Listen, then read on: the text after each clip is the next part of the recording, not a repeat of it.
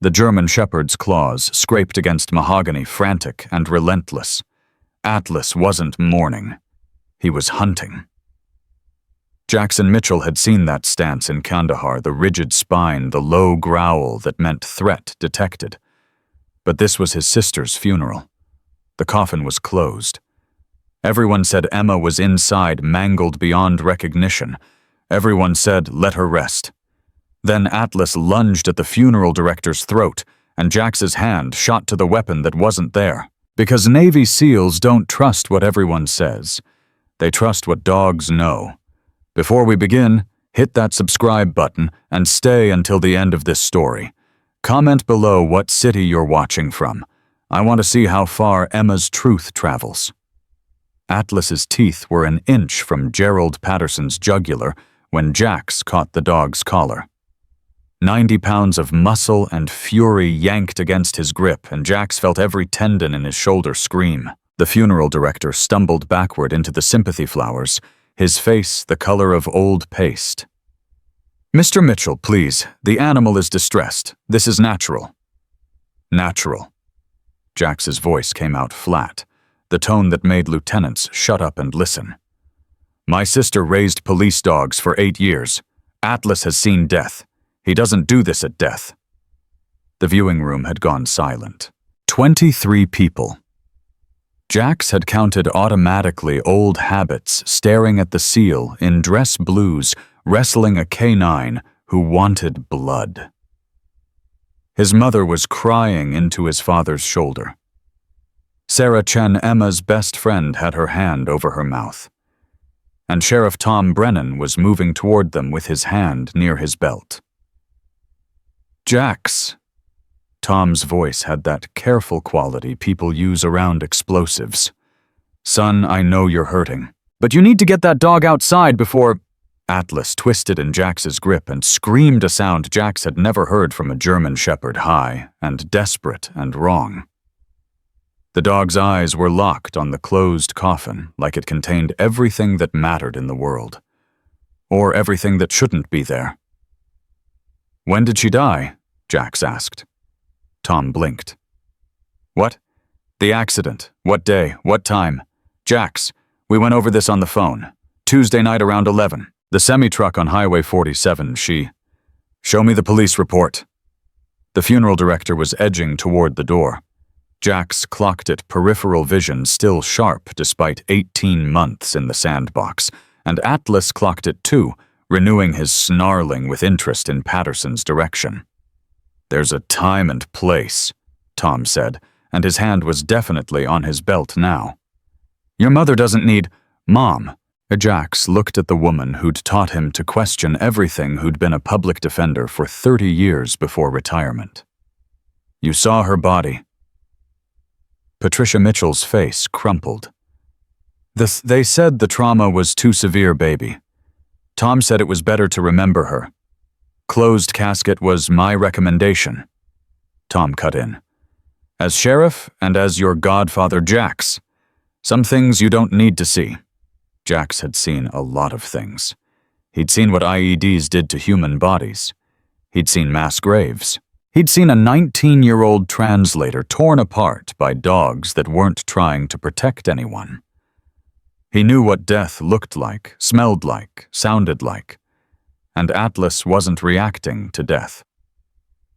Open it, Jax said. Absolutely not. Open the goddamn coffin. His father stood. Daniel Mitchell had done 2 tours in Vietnam and never talked about it, but Jax saw the decision cross his face the moment a man chooses which authority to trust. Tom, if my son needs to see his sister, he sees his sister. Daniel, I'm telling you as a friend. And I'm telling you as a father. Open it. Patterson had reached the doorway. The regulations I need to consult with. Atlas made his choice. The dog ripped free from Jax's grip with strength born of pure conviction and launched across 15 feet of carpet. Patterson went down hard, the dog's paws on his chest fangs an inch from his face. He knows! Patterson shrieked. God help me, the dog knows. Jax was moving before his conscious brain caught up. He grabbed Patterson by his expensive suit jacket and hauled him upright, Atlas still snarling at his heels. The funeral director was shaking so hard his teeth chattered. "Knows what? I can't, they'll kill me. Who will kill you?" Tom's gun was out. "Jackson Mitchell, you stand down right now. You gonna shoot me, Tom?" Jax didn't look away from Patterson's terrified eyes. "In front of my mother at my sister's funeral." He shook the man once hard. "What does the dog know? She's not—" Patterson's voice broke. "Oh God, she's not in there." The room exploded. His mother screamed. Sarah was on her feet saying something Jax couldn't hear through the blood rushing in his ears. Tom was shouting about everyone staying calm, but his gun hand was shaking, and Atlas had stopped growling. The dog sat perfectly still, looking at Jax, with an expression that said, "I told you so." "What do you mean she's not in there?" Jax's voice came from somewhere deep and cold, the place he went during interrogations. "Where is my sister?" "I don't know. I swear to God I don't. They brought me the casket already sealed. I never saw. Who brought it? Dr. Chen from the county medical examiner." "Marcus Chen." Sarah's voice cut through the chaos. "Emma's Chen." Jax filed that away. "When?" "Wednesday morning. He said it was trauma protocol that the family had agreed." "We never agreed to anything." Jax's father was beside him now, and his voice could have cut glass. "We were told there was no choice." Tom holstered his weapon, but his face had gone carefully blank in a way that made Jax's instincts scream. "This is clearly a miscommunication. Gerald, show us the body. We'll sort this out. There is no body." Patterson was crying now, ugly, gulping sobs. "Don't you understand? I never saw her. No one saw her. The death certificate, the medical report, all of it came from Chen's office pre-signed. I just did what I was told. You faked my daughter's funeral." Patricia's voice was barely a whisper, but it carried like a judge's gavel. "I didn't know. Not until the dog animals know things, they smell things. I thought maybe the body was decomposed. That's why the seal, but—" He looked at the coffin like it contained demons. "When Atlas started acting like that, I knew something was wrong." Jax released him and moved to the coffin. His hands were steady. 18 months of diffusing bombs would do that, but his heart was trying to punch through his ribcage. The brass handles were cool. The wood was solid. Everything looked exactly like a coffin should look. "Jax?" His mother's voice. "Baby, what are you doing? Finding out if my sister is dead." He lifted the lid. The weight was wrong immediately. Too light. Too balanced. Jax had carried enough bodies, don't think about it. Don't go there to know what a 130-pound woman felt like as dead weight. This wasn't it. Inside sandbags. 6 of them arranged in a body shape and wrapped in a white sheet. A blonde wig on a foam head. Someone had even added weight at the head and feet to simulate proper distribution during carrying. This wasn't a mistake. This was meticulous. "Oh my God." Sarah's voice was hollow. "Oh my God, Emma. Where's Emma?" Jax's mind was already moving tactical assessment overriding shock.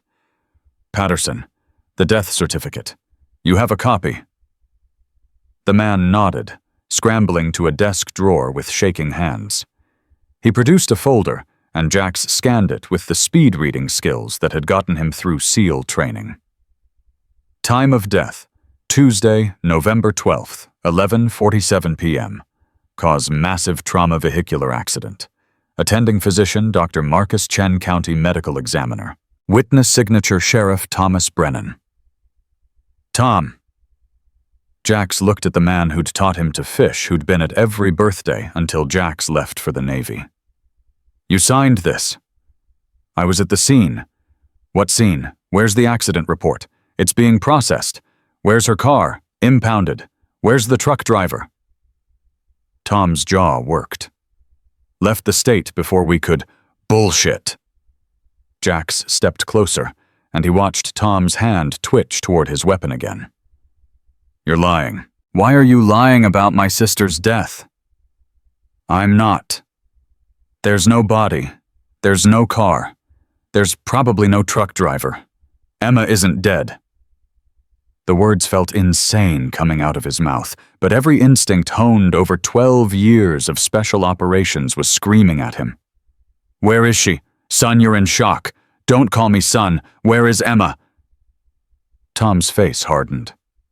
I don't know what kind of conspiracy you think you've uncovered here, but your sister died in a tragic accident. The confusion with the body is unfortunate, but there's a rational explanation. Then give me one. The actual body is likely still at the medical examiner's office. There was a miscommunication with transport. Then call Chen, right now. Get him on the phone. Tom pulled out his cell with exaggerated patience, dialed, waited. Marcus, it's Tom Brennan. We have a situation at Patterson's funeral home regarding the Mitchell service. Pause. Yes, I understand you're busy, but I need you to confirm the location of Emma Mitchell's body. Longer pause. What do you mean it was released? Jax grabbed the phone. Dr. Chen, this is Commander Jackson Mitchell, United States Navy. Where is my sister's body? The voice on the other end was smooth professional. Commander Mitchell, I'm very sorry for your loss. According to my records, Emma Mitchell's remains were released to Patterson Funeral Home Wednesday at 9 a.m. following completed autopsy. There's no body here, just sandbags. Silence. Then, that's impossible. I signed the release myself. Gerald Patterson took possession. Jax looked at Patterson, who was shaking his head violently. He says you delivered a sealed casket. He never saw a body. There must be some mistake. Let me check with my assistant. I'll check myself. I'm coming to your office. Now. Commander, it's Sunday evening. The office is closed. Then open it. I'll be there in 20 minutes. If you're not there, I'm calling the state police and the FBI. Jax ended the call. His mother had approached the coffin, staring at the sandbags like they were written in a language she couldn't read. I don't understand. Why would someone who would do this? Someone who needed everyone to think Emma was dead? Sarah's voice was shaking. She called me Tuesday afternoon, hours before she supposedly died. She said, God, I should have listened. She said she'd found something at the hospital. Something that could destroy powerful people. I thought she was exaggerating. She was stressed about her shift. What did she find? Jax asked. She didn't say. Just that she was going to document everything and go to the police. She made me promise. Sarah's voice broke. She made me promise that if anything happened to her, it wasn't an accident. So the room went very still. Tom. Jax's father's voice had gone cold. You need to explain what the hell is happening, right now. The sheriff's face was unreadable. I need to make some calls. Daniel, Patricia, I promise you, don't. Patricia Mitchell walked toward Tom with the posture of a woman who'd cross-examined hundreds of liars. Don't you dare promise me anything. My daughter calls her best friend saying she's in danger. Hours later you tell me she's dead, but there's no body, no accident report, and a medical examiner who can't keep his story straight. She stopped inches from him. Where is Emma? I don't know. You're lying. Tom's expression flickered just for a second, but Jax caught it. Guilt, fear, and something worse, resignation. Atlas. Jax snapped his fingers, and the dog was at his side instantly. Track. Jax, what are you? He pulled Emma's scarf from the coffin. The one item that was actually hers, probably added for the viewing. Atlas took the scent, his entire body quivering with purpose. Then the dog's head snapped toward the door, and he started pulling hard. He's tracking Emma, Jax said. Because she's not dead. She's somewhere and he knows it. You can't just... Tom started. Stop me. It wasn't a suggestion. It was a challenge. Jax looked at the man he'd known his entire life, and saw a stranger. Saw someone who'd signed a false death certificate. Saw someone who was involved in something that required making a woman disappear. Tom didn't move.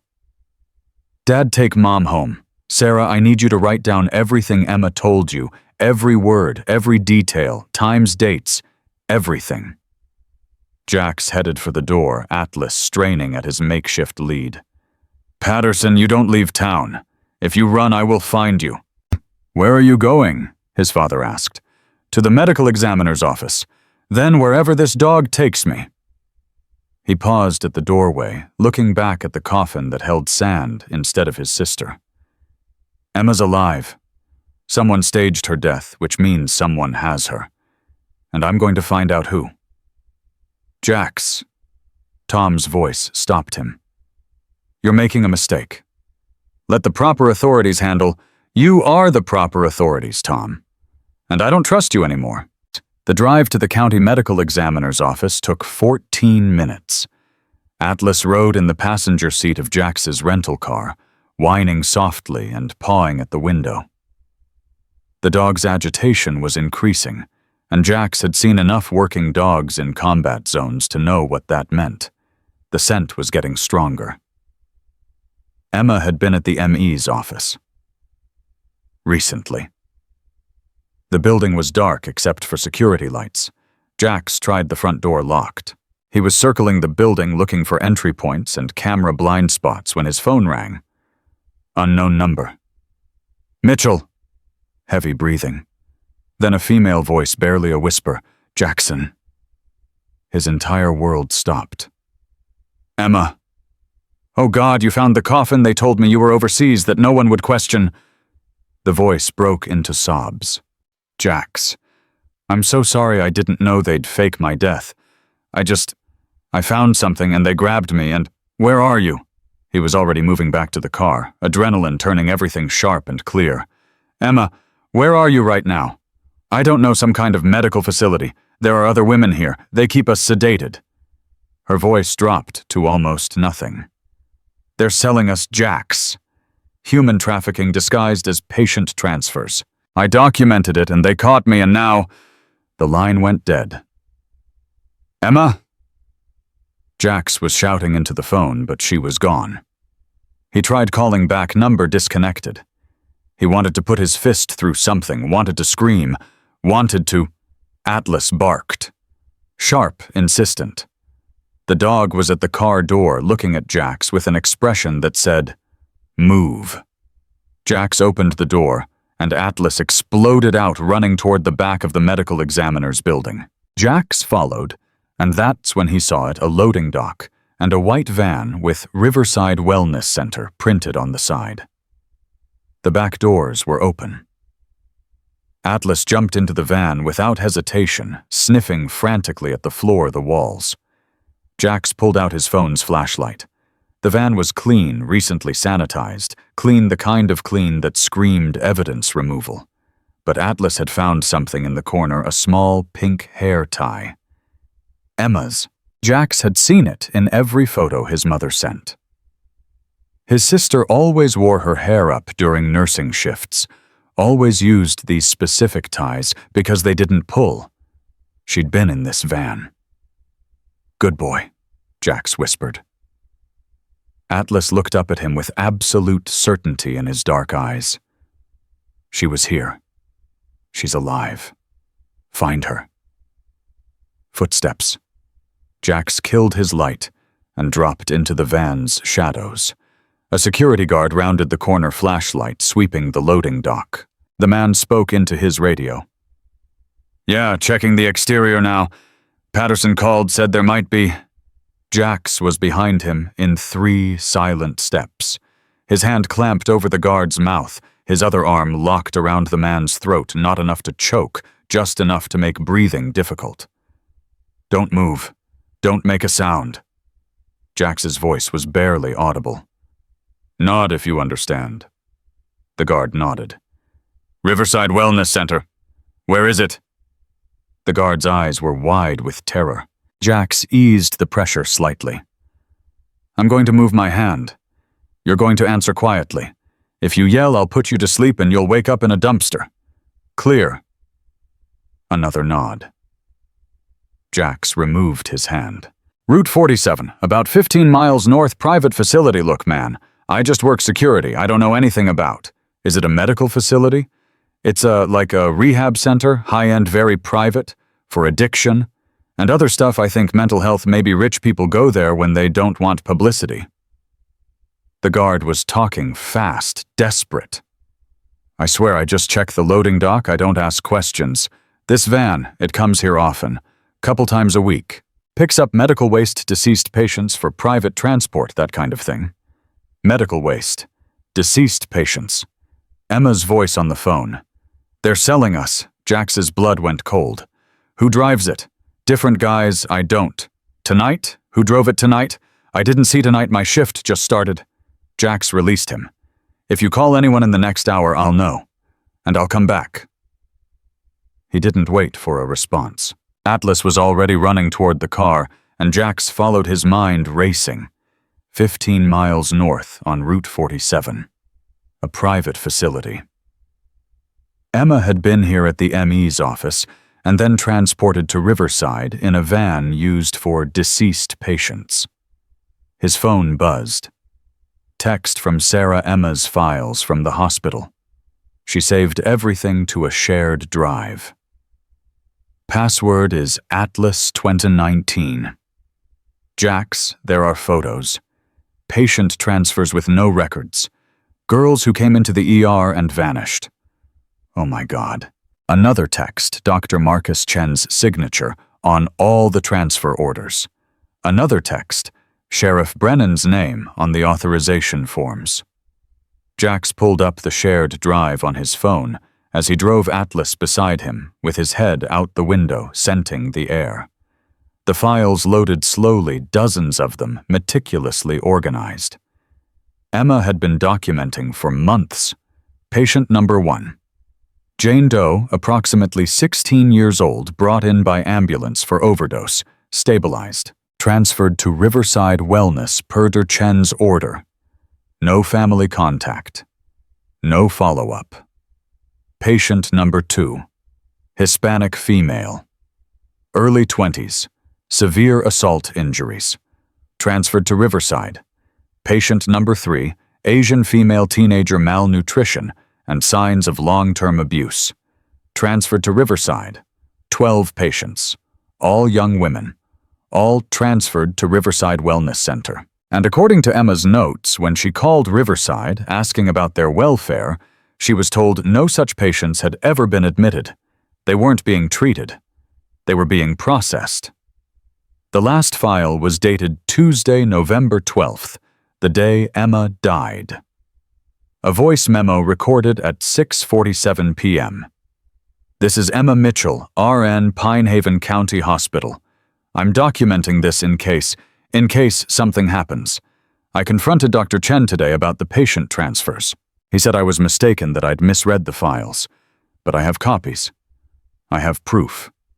And tonight I'm going to Sheriff Brennan, because he needs to know that Chen is a door opening." Emma's sharp intake of breath. "What are you doing in my office?" I said, male voice smooth. "Emma, we need to talk about your concerns." "Get out. I'm calling security." "I'm afraid I can't let you do that." Sound of struggle. Emma crying out. Then nothing. Jax's hands were white-knuckled on the steering wheel. Chen's voice. Chen had been in Emma's office. Chen had taken her. And then Chen had signed her death certificate. Route 47 stretched dark and empty ahead. No streetlights out here, just pine forest, and the occasional house set back from the road. Atlas was whining again, high and urgent. There. A sign, Riverside Wellness Center. Private facility. No unauthorized access. Jax drove past without slowing, scanning the property. High-fence security gate cameras. The main building was lit up, modern architecture, trying to look welcoming. But behind it, barely visible through the trees, another structure. Lower, darker. No windows. Underground levels not on any building plans, Emma had said. Or maybe just hidden ones. He parked a mile down the road and killed the engine. Atlas was already at the door, ready to move. "We're going to find her," Jax told the dog, "and everyone who helped take her is going to answer for it." Atlas's response was a low growl that promised violence. Jax checked his phone, 8:47 p.m. He pulled up his contacts, found the one labeled Hammer. Captain John Hammond, his commanding officer in SEAL Team 5, currently stateside. The phone rang twice. "Jax thought you were on bereavement leave. I need a favor. Urgent. Talk to me. My sister isn't dead. She's being held at a human trafficking operation in North Carolina. Local law enforcement is compromised. I need FBI contacts, someone from the Human Trafficking Task Force who can get here now." Silence. Then, "Jax, what the hell are you into?" "Something that's going to get a lot worse if I'm the only one who shows up. I'm going in regardless, but I'd rather have federal backup en route. You're going to assault a facility on American soil based on my sister calling me from inside telling me she's being held with other women, and a K-9 who tracked her scent to a van used for transporting deceased patients to this location." Jax's voice was steel. "Hammer, I need this. She's alive and I'm out of time." Another pause. "FBI Human Trafficking Task Force Special Agent Linda Torres. I'll call her personally, but Jax..." "What? Don't do anything stupid before she gets there." "Can't promise that." He ended the call and looked at Atlas. The dog's eyes gleamed in the darkness, patient and deadly. "Stupid's a relative term," Jax said. "Let's go get Emma." They moved through the woods like shadows. The perimeter fence was 12 feet of chain link topped with razor wire, but Jax had scaled worse in Fallujah. Atlas waited in the shadows while Jax used his belt to create a stirrup, boosting himself up and over in under 30 seconds. He dropped silent on the other side and whistled low. The dog hit the fence running, scrambled up using Jax's boosted hands, and cleared the razor wire with inches to spare. They moved fast through the manicured grounds, keeping to the tree line. The main building's windows glowed warm, and institutional nurses' station visible on the second-floor patients' rooms, dark and quiet. Everything looked exactly like a legitimate wellness center should look, which meant the real operation was somewhere else. Atlas's nose was working overtime, sweeping left and right. Then the dog froze, head snapping toward the dark structure Jax had spotted from the road. 100 yards back, barely visible. No lights, no windows on this side. But Atlas was pulling hard, whining deep in his chest. Emma's scent. Stronger now. Jax's phone buzzed. Text from Hammer Torres is 90 minutes out. Sending local field agents now, but they're coming from Raleigh. ETA 45 minutes. Do not engage. 45 minutes. Emma could be dead in 45 minutes. Could be loaded into a vehicle and gone. Could be Atlas barked once, sharp and urgent. "I know, buddy, I know." Jax typed back, going silent. Send coordinates 36.2847 DDG and 78.9451 DG. Underground facility behind main building. Multiple hostages suspected. He powered down the phone and moved. The back structure had a service entrance metal door card reader camera above. Jax studied the camera's sweep pattern. 12 seconds left, 8 seconds right. During the left sweep, he sprinted to the door, Atlas tight against his leg. He pulled a small toolkit from his pocket, old habits from breaking into enemy compounds, and had the card reader bypassed in 90 seconds. The door clicked open. Cold air rushed out, chemical smelling. Medical. And underneath it, something else. Fear. The scent of human fear was distinctive, and Jax had smelled it in enough interrogation rooms to recognize it instantly. Atlas was shaking, every muscle coiled. The dog wanted to run to find Emma, but held position because Jax commanded it. "Easy," Jax whispered. "We do this smart." The hallway inside was sterile white fluorescent lights humming. Empty. Too empty.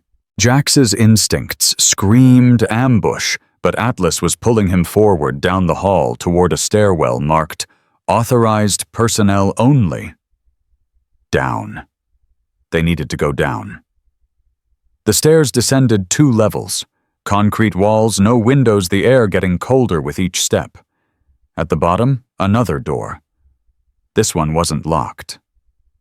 Jax eased it open an inch. Voices. Loaded by midnight, Chen said no delays. "What about the new one, the nurse?" "Sedated. She keeps fighting when she wakes up. Nearly broke Rodriguez's nose yesterday." Emma. They were talking about Emma. Jax pushed the door wider. A guard station, 2 men in private security uniforms watching monitors. 12 screens showing 12 rooms. In each room, a woman. Some sleeping, some sitting on beds, one pacing frantically. Young. All of them terrifyingly young. And in room 7, blonde hair tangled on a pillow face, bruised Emma. Atlas saw her at the same moment and lunged. Jax barely caught the dog clamping his hand around the muzzle. The guards hadn't heard. Yet. "We take them quiet," Jax breathed into Atlas's ear. "Then we get her. Understand?" The dog's eyes were wild, but he stopped struggling. Jax set Atlas down and moved. The first guard never saw him coming. Jax's arm locked around his throat, cutting off blood flow to the brain. 10 seconds and the man went limp. The second guard was reaching for his radio when Jax hit him with an elbow strike that shattered his nose. The man dropped unconscious before he hit the floor. 90 seconds total. Jax zip-tied both men with their own restraints and gagged them with torn strips of uniform. Atlas was already at the monitors pawing at Emma's screen and whining. "I see her, buddy. I see her." Jax scanned the control panel. 12 rooms, 12 electronic locks. He could open them all at once or individually. The smart play was individual get. Emma, get out, come back with the FBI. But looking at those screens, at those 12 women who'd been erased from existence just like his sister Jax, couldn't do it. He hit the master release. 12 doors clicked open simultaneously. For a moment, nothing happened. Then a girl appeared in the hallway, maybe 17, dark hair, terrified eyes. She saw Jax and opened her mouth to scream. "Don't!" Jax held up his hands. "I'm not with them. I'm here to get you out." Who are you? My name's Jackson Mitchell. My sister Emma is in room 7. These men were holding you against your will. The FBI is coming. But we need to move now." The girl looked at the unconscious guards, at Atlas, at Jax, in his civilian clothes. "You're serious?" "Completely. Get the others. We have maybe 5 minutes before someone notices the doors." She ran, shouting in Spanish. Doors opened. Women emerged. Some could barely walk, drugged to the gills. Others looked ready to fight or flee. And then Emma appeared, leaning against the doorframe, her eyes unfocused. "Jax?" Her voice was slurred. "You're not real. You're in Afghanistan."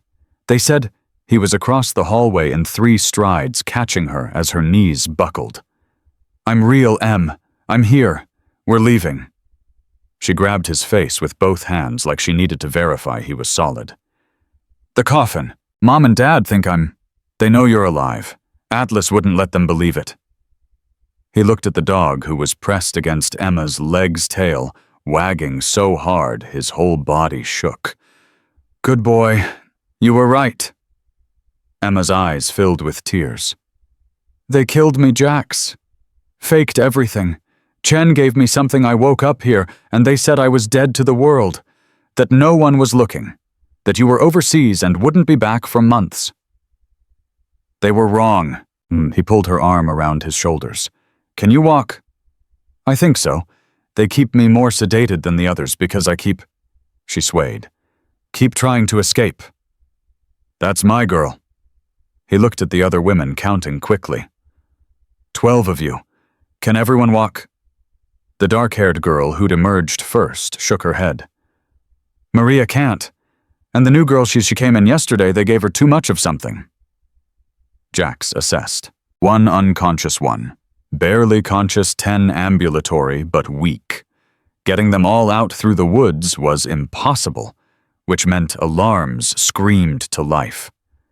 Damn it, someone had noticed. Jax looked at the stairwell, their only exit. We're going up. Stay together. If anyone tries to stop us, you run. Don't fight, just run. Understood. They nodded, terrified, but moving. Jax half-carried Emma up the stairs, Atlas leading the pack. The other women followed, some helping the weaker ones. They made it to the first level before the door at the top burst open and 3 guards rushed down. The lead guard saw 12 women and 1 civilian and raised his weapon. Everyone on the ground, now! Jax put Emma behind him. These women are being held illegally. Federal agents are en route. Stand down. Like hell. On the ground or Atlas attacked. The dog went for the gun hand, first 70 pounds of momentum and fury. The guard screamed, his weapon clattering down the stairs.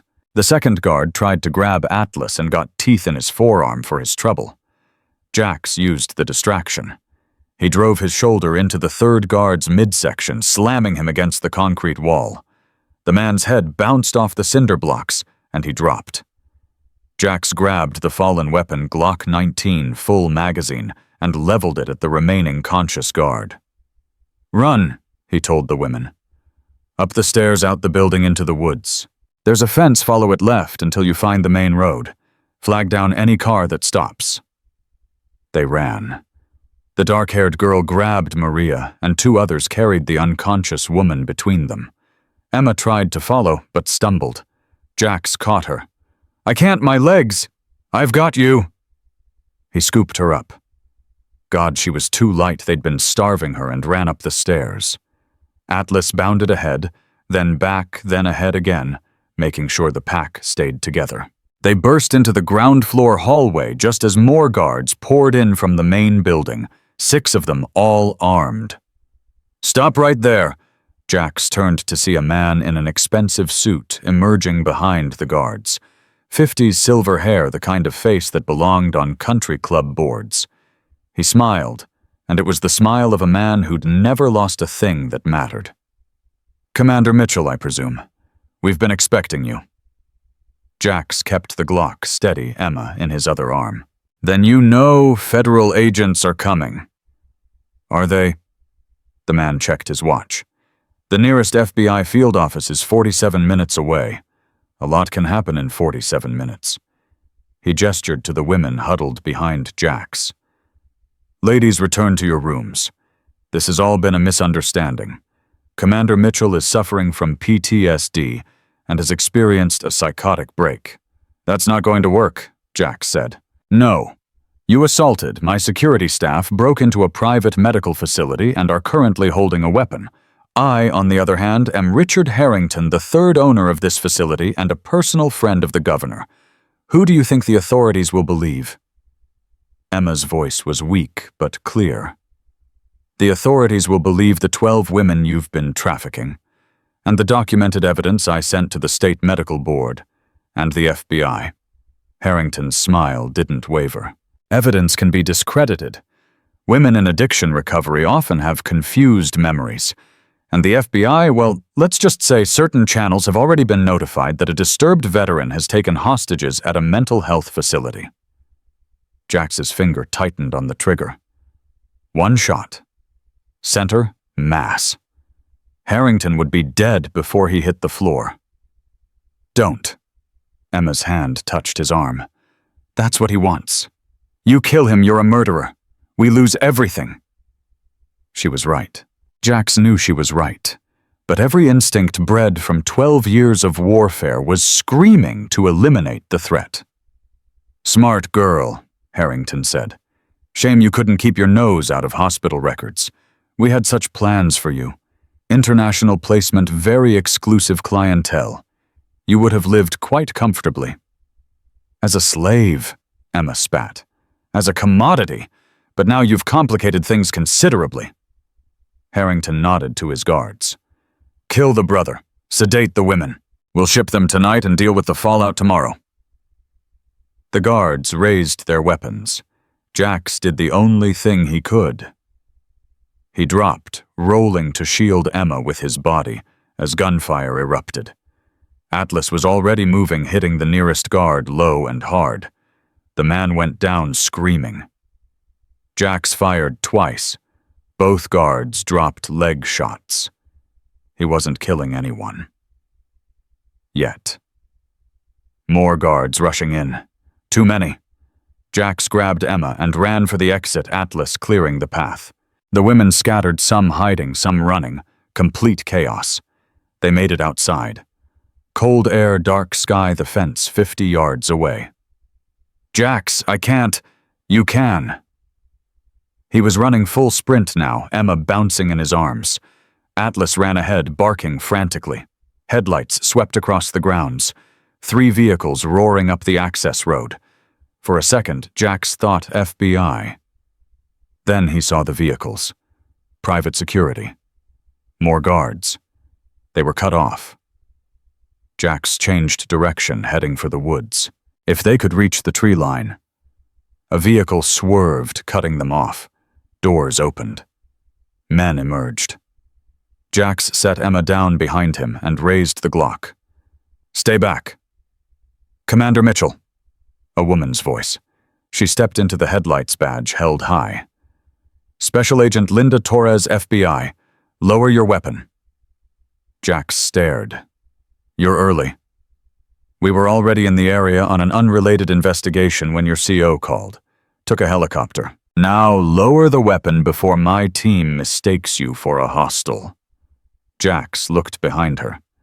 Not private security, FBI tactical unit, 12 agents in full gear. He lowered the Glock slowly. "There are 12 women inside," he said. "Human trafficking operation. The owner, Richard Harrington, just threatened to kill me and ship them out tonight. His guards opened fire. I returned fire, leg shots, only no fatalities." Torres was already moving hand to her radio. "All teams move in. We have hostages and armed hostiles. Rules of engagement: subdue and secure." She looked at Jax.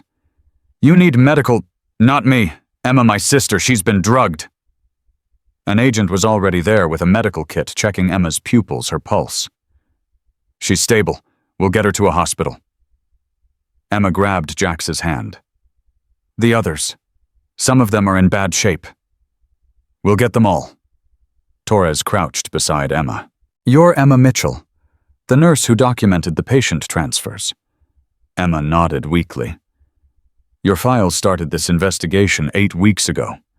We've been trying to find you ever since you disappeared." Torres's expression hardened. "We thought you were dead." "They wanted everyone to think that." "Well, you just stayed alive long enough to bring down a trafficking network that spans 3 states. Torres stood. "Get her to the ambulance. And someone control that dog before he takes down my entire team." Atlas was indeed attempting to fight 6 FBI agents who were trying to enter the building. The dog seemed to believe anyone in tactical gear was a threat to Emma. "Atlas, heel," Jax commanded. The dog returned instantly, but his eyes stayed locked on the building where the other women were. "He's a good boy," Torres said. "Probably saved a lot of lives tonight." "He saved all of them."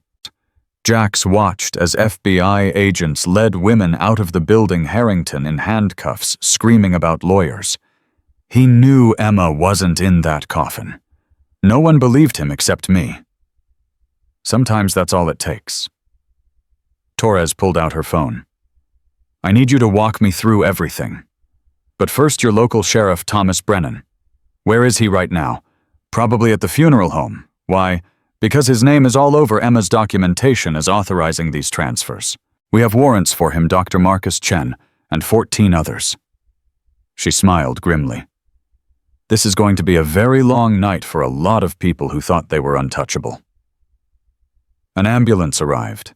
EMTs loaded Emma onto a stretcher, but she refused to let go of Jax's hand. "Don't leave me again," she whispered. "Never. I'm riding with you." He looked at Torres. "You need my statement now, or can it wait until she's stable?" "It can wait, but Commander Mitchell—" Torres's expression was serious. "What you did tonight, breaking into a facility taking hostages." "I didn't take hostages. I freed them." "Legally, it's complicated. You're going to need a lawyer. But off the record?" She glanced at Emma, at the other women being loaded into ambulances, at Atlas, sitting guard beside the stretcher. "You did good. Illegal as hell, but good." The ambulance ride to Pine Haven County Hospital took 20 minutes.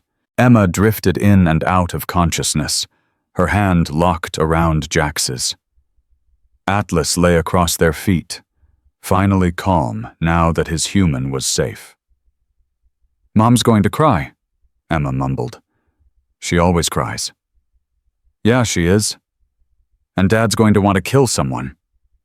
He'll have to get in line." Emma's eyes opened clearer now. "You came home. They said you were in Afghanistan for 6 more months. I got emergency leave for your funeral. Turns out you don't need a body to bury to get bereavement time." She laughed, then winced.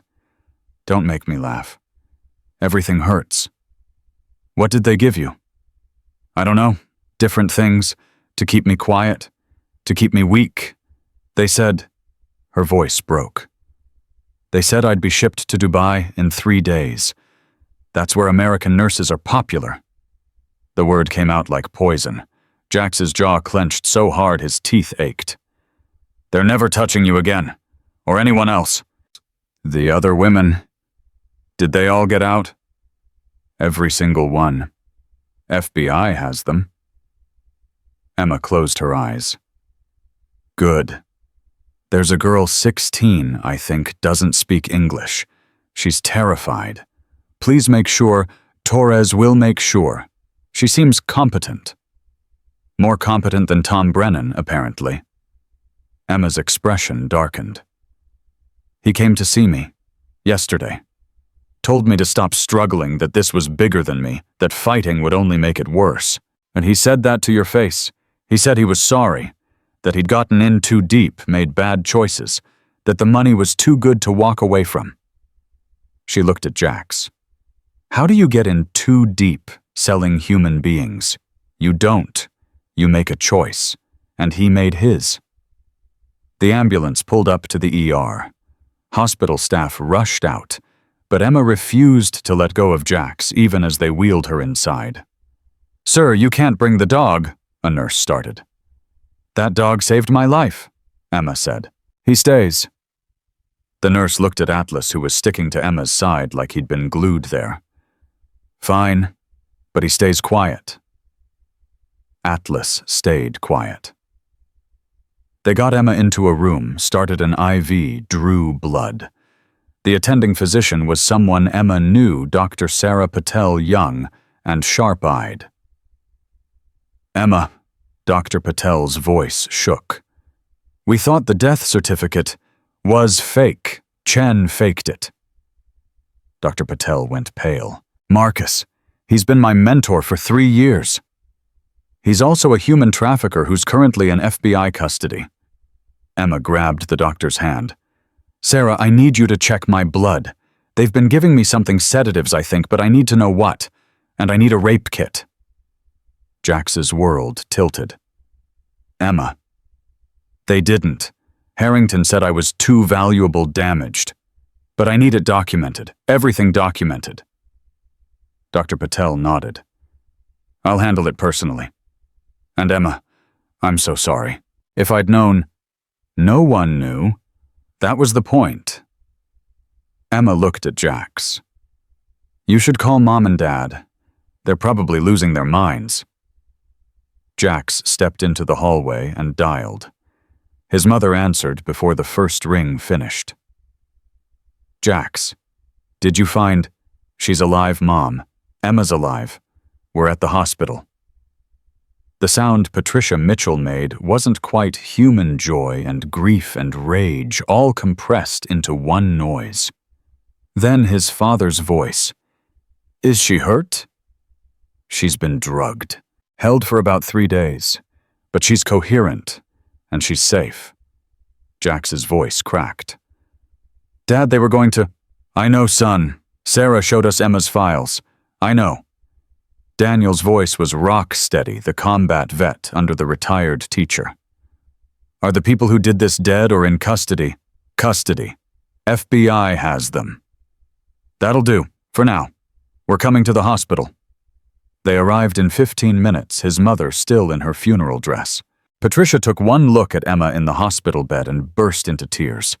Daniel just stood in the doorway, his hand over his mouth, his eyes wet.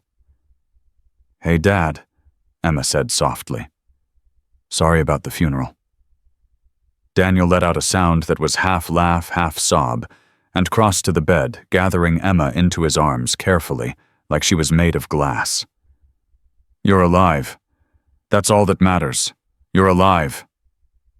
Patricia joined them, and Jax stepped back to give them space. Atlas whined softly, torn between protecting Emma and giving her family room. It's okay, buddy, Jax murmured. She's safe now. His phone buzzed. Torres need you at the sheriff's office in 1 hour. Brennan is talking. You're going to want to hear this.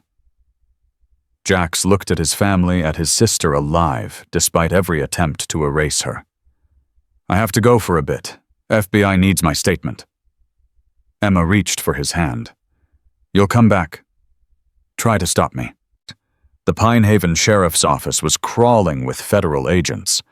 Torres met Jax at the door, her expression grim. Brennan's cooperating. Full confession in exchange for witness protection. He's terrified.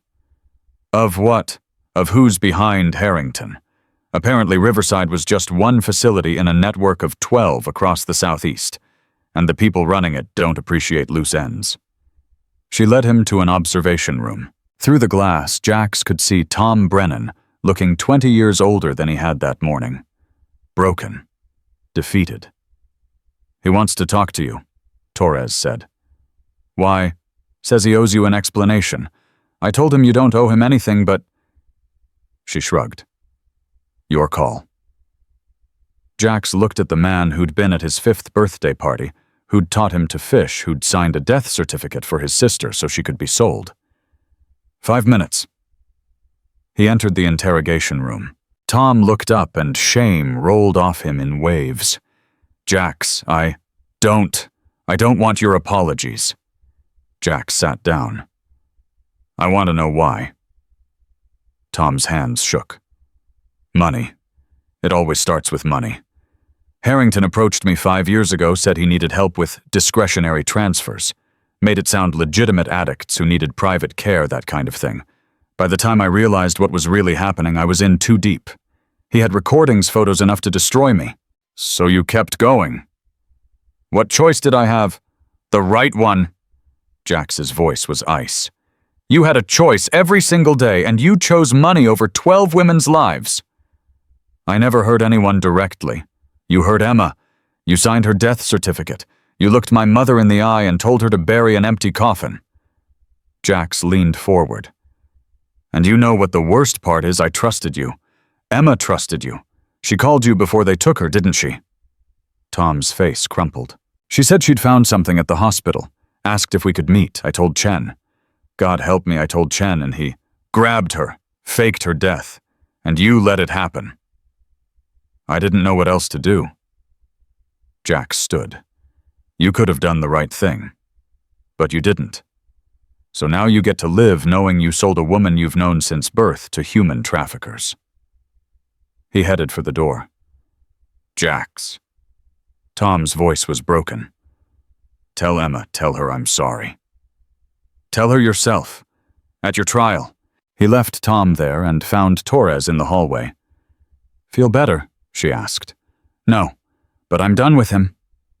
Jax looked at her. What happens now? Now we dismantle the network. Brennan gave us names, locations, financial records. We're executing warrants in 3 states tonight. Harrington's already talking too. He's trying to cut a deal, but he's not getting one. Torres smiled. Thanks to your sister's documentation and your very illegal rescue operation, we have enough evidence to put away everyone involved for the rest of their lives. What about Emma? She's going to have to testify. Probably. But we'll protect her. Witness protection if necessary. Torres hesitated. Jax, what you did tonight, breaking in, freeing those women, it was reckless and illegal. But it also saved 12 lives. My bosses are arguing about whether to charge you. And what do you think? I think sometimes the right thing is illegal. And I think if you'd waited for us to get a warrant, some of those women would be in Dubai right now. She held out her hand. Off the record, thank you. Jax shook it. Thank Atlas.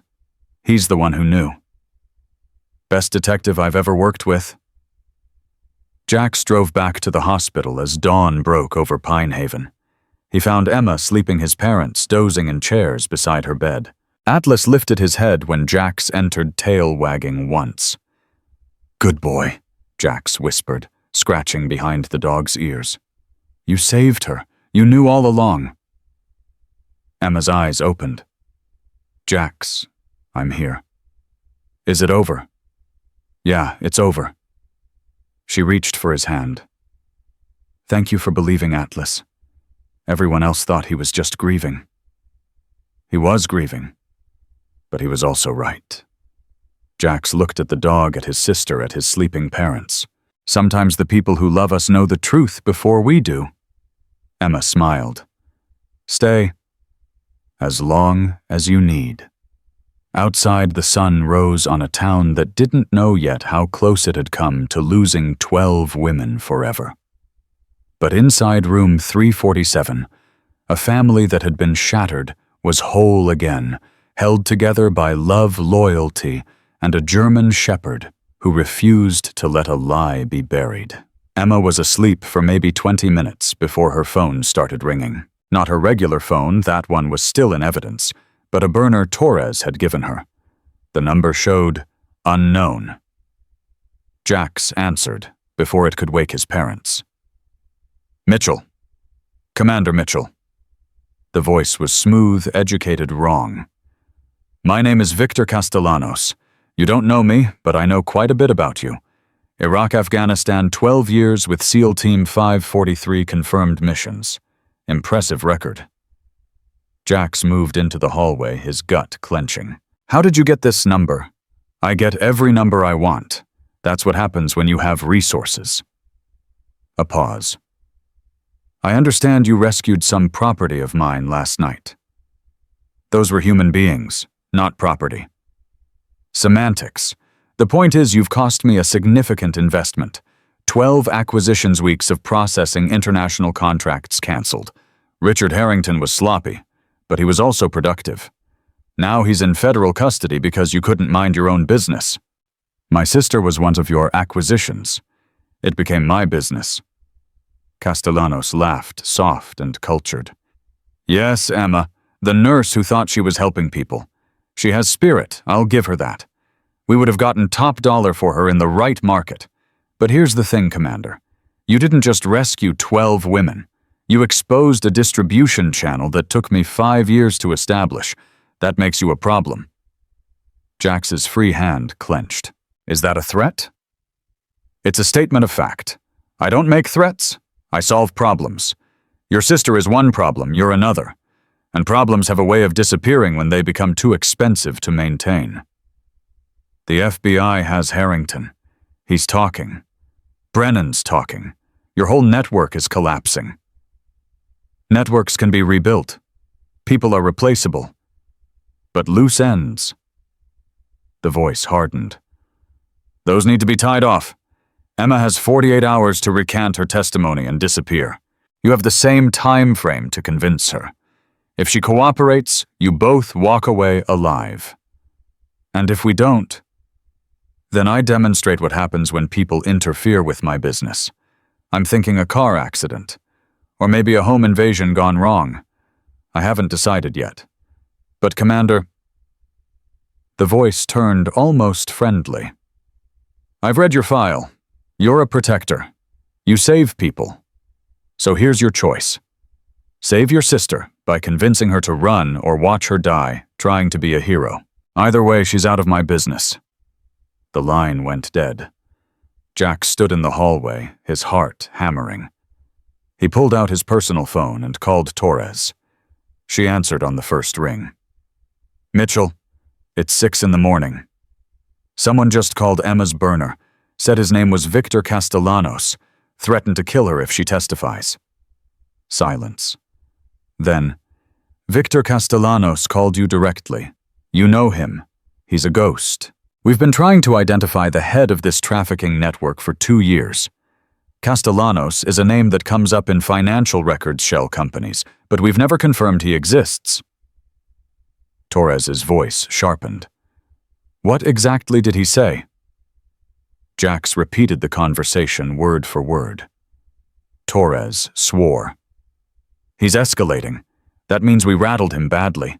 But Mitchell, she hesitated. If Castellanos is real and he's making direct contact, your sister is in serious danger. We need to move her to protective custody immediately. She just got out of 3 days of captivity. I'm not putting her in another cell. It's not a cell, it's protection. From a man you can't even prove exists. Jax fought to keep his voice down. Torres, she needs to heal. She needs her family. Locking her away isn't the answer. Then what is... Because if Castellanos wants her dead, he has the resources to make it happen, said Jax, looked through the window at Emma sleeping Atlas curled against her side. His parents were waking up his mother stroking Emma's hair. I keep her close. I watch her myself. You're one man. I'm a Navy SEAL. It's what I do. Torres sighed. I'll assign agents to the hospital. But Mitchell, if Castellanos is as connected as we think, nowhere is safe. Not really. Then I make it safe. He hung up and went back into the room. His father was awake watching him with the quiet assessment of someone who'd done his own time in combat. Trouble? Daniel asked. Always. Jax kept his voice low. Someone called, made threats against Emma if she testifies. His mother's head snapped up. What kind of threats? The lethal kind. FBI wants to put her in witness protection. Absolutely not. Patricia's voice was steel. She's not running. We don't run. Mom, these people are serious. So am I. Emma documented crimes. She's testifying. End of discussion. Patricia looked at her daughter, still sleeping. We didn't raise her to hide from bullies.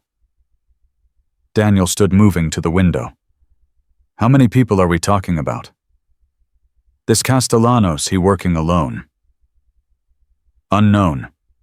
Torres says he's been a ghost for years. Ghosts can be tracked. Daniel's expression was distant, remembering. Vietnam taught me that. You just need the right bait. Dad, you're not.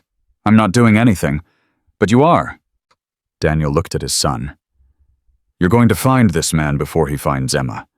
And you're going to end this. It wasn't a question. Jax opened his mouth to argue, but his father cut him off. Son, I know what you're thinking. That you need to stay here, guard your sister, wait for the FBI to do their job. But waiting gets people killed. You know that. I can't leave her unprotected. She won't be. Your mother was a public defender for 30 years. She's been threatened before. And Atlas. Daniel nodded at the dog. He's better protection than any security system. They're not trained for this? Neither was I when I landed in Da Nang. Daniel's voice was quiet, but absolute. But I learned fast. We all learn fast when someone we love is threatened. You want to protect Emma. Find the man who wants her dead, and make sure he can't follow through. Emma's eyes opened. He's right. Em, you need rest. I need this over. She pushed herself up, wincing. Jack's, they had lists. Names of buyers, locations, prices. I saw them while I was pretending to be more drugged than I was. Castellanos wasn't just mentioned, his name was on everything. Account numbers, wire transfers, shipment schedules. If you can find his records, you can find him. The FBI has all of Harrington's files, not the real ones. Harrington kept 2 sets of books, one for investors, one for himself. I saw him access a safe in his office. Combination was his daughter's birthday. She died 10 years ago. He talked about it constantly. March 14th, 2014. 3142014. Jax stared at his sister. You memorized his safe combination while being held captive. I memorized everything I could. Room numbers, guard schedules, security codes. I knew someone would come eventually. I just didn't know it would be you. Emma grabbed his hand. The safe is in his office at Riverside. 3rd floor corner room facing east. The FBI probably hasn't found it yet. It's behind a bookshelf. You have to know it's there.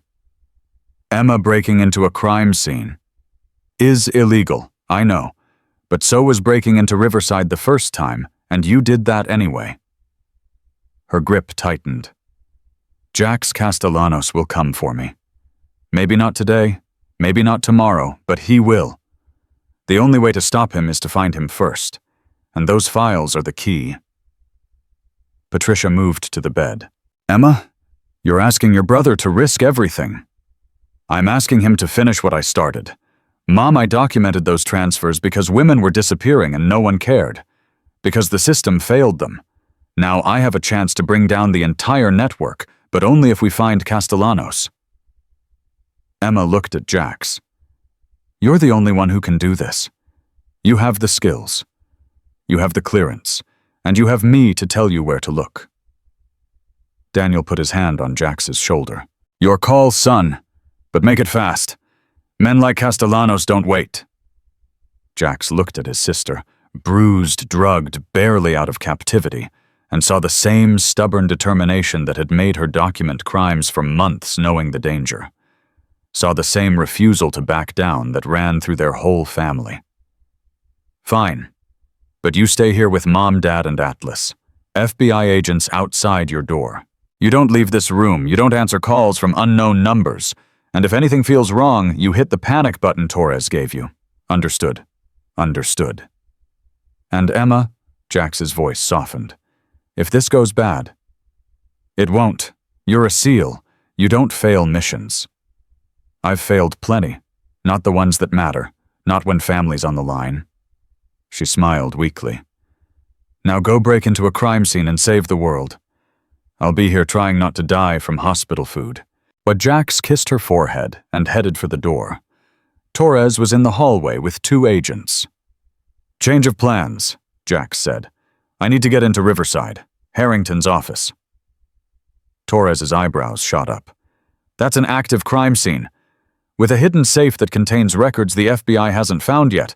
Combination is 3142014. Emma saw Harrington access it. And she's just telling us this now. She's telling us while she can still think straight. The drugs are wearing off and she's remembering details. Jax pulled Torres aside. Look, you can either clear me to access that office or I'm going in anyway. Your choice which way this goes. Torres studied him. You got a death threat this morning and now you want to break into a crime scene. That's not suspicious at all. It's motivated. There's a difference. She pulled out her phone, made a call, spoke in low tones. Hung up and looked at Jax. My SAC says absolutely not. But he also said if someone were to access that office without authorization and find evidence, we'd be obligated to process it. She handed him a key card. This gets you through the main entrance. After that, you're on your own. Surveillance is down for technical maintenance until 0900. That gives you 90 minutes.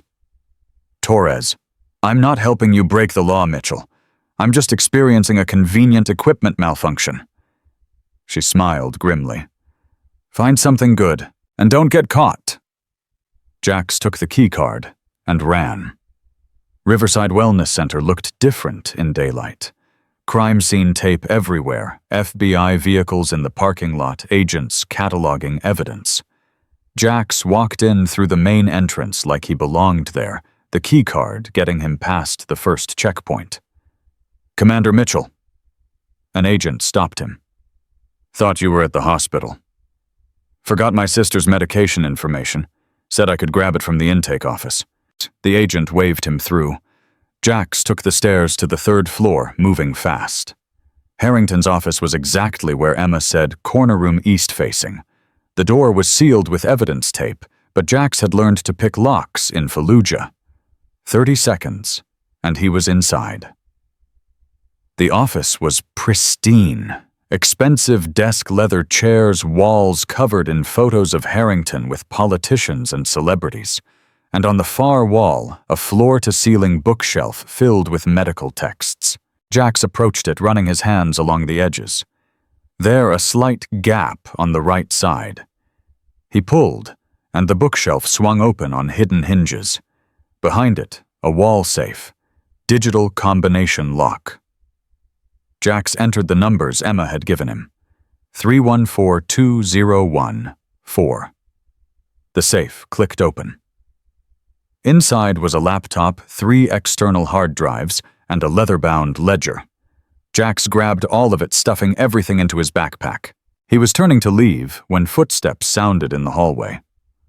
"Need to check Harrington's office again. The warrant covers FBI agents. Multiple voices." Jax looked at the window.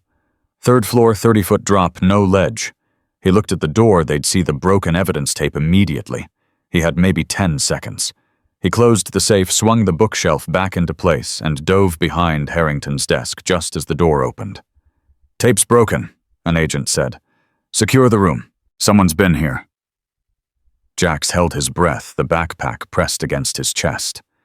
Through the gap under the desk, he could see 3 pairs of feet entering the office. "Check the safe." "What safe?" Harrington mentioned a safe during his interview. Said it was in his office. Footsteps moved around the room.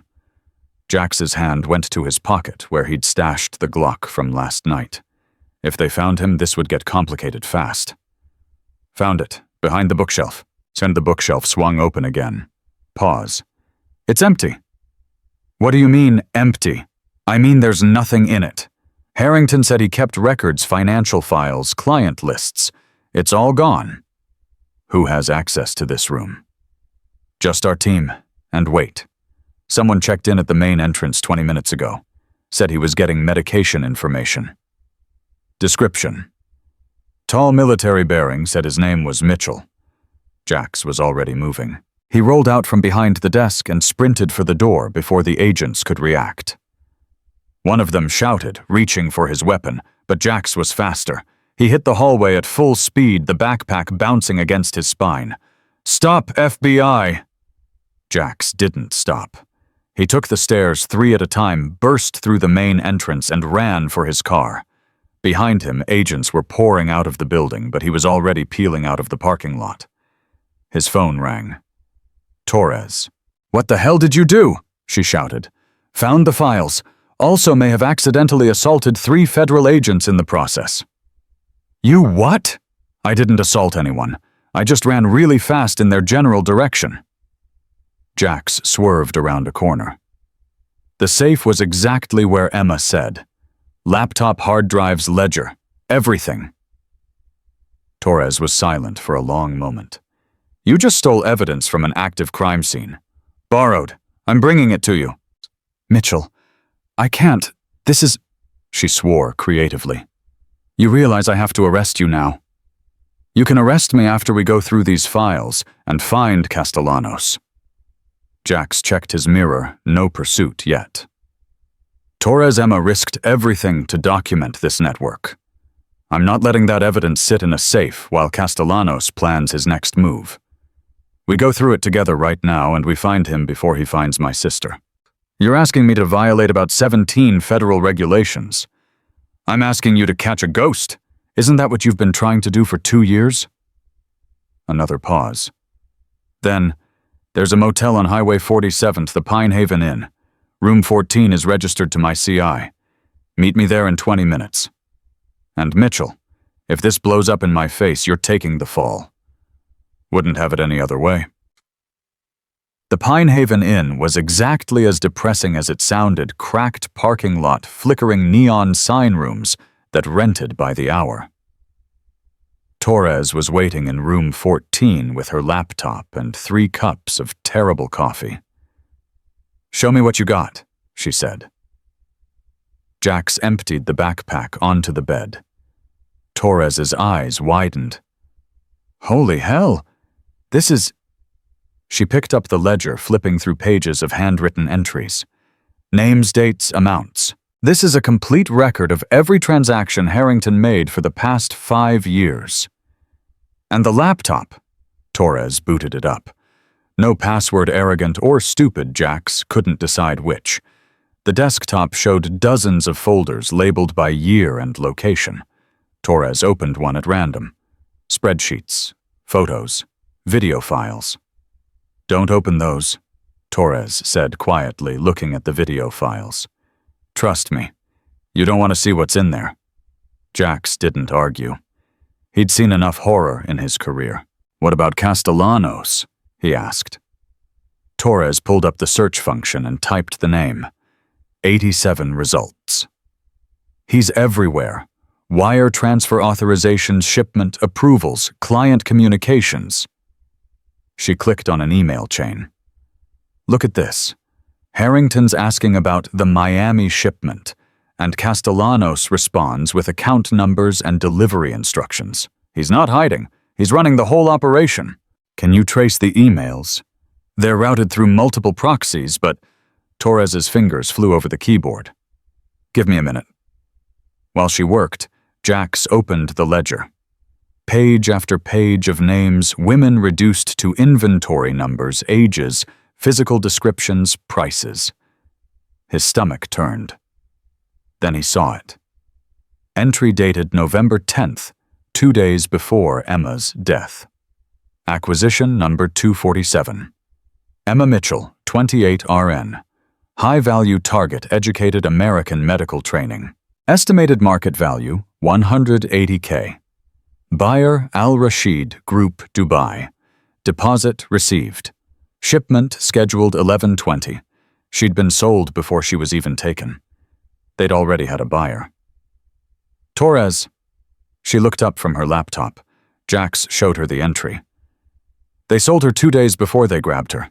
Someone tipped them off that she was investigating." "Who?" Jax flipped back through the ledger looking for other names he recognized. There, November 9th, a payment notation. Informant fee, T. Brennan, 15K. Intel hospital employee investigating transfers. Brennan sold her out for $15,000. Jax's voice was hollow. She called him for help, and he sold her for the price of a used car. Torres grabbed the ledger. "This is admissible. With Brennan's confession and this documentation, we can prove premeditation. Conspiracy. This changes everything." Her laptop pinged. "Got something." Castellanos' emails trace back to a server in the Cayman Islands, but there's metadata. She pulled up a file. IP addresses, login times, location data. Most of it's from the Caymans, but there's a pattern. Every third Thursday, he logs in from the same IP address in Charleston, South Carolina. That's 2 hours from here. And today's Thursday. Torres checked her watch. If the pattern holds, he'll be online in... She pulled up a calendar. 4 hours, at a location we can trace. Jax stood. Then we go to Charleston. We don't go anywhere. I called the Charleston field office, they set up surveillance. And Castellanos disappears the second he smells FBI. No. Jax grabbed the laptop. You said he's a ghost.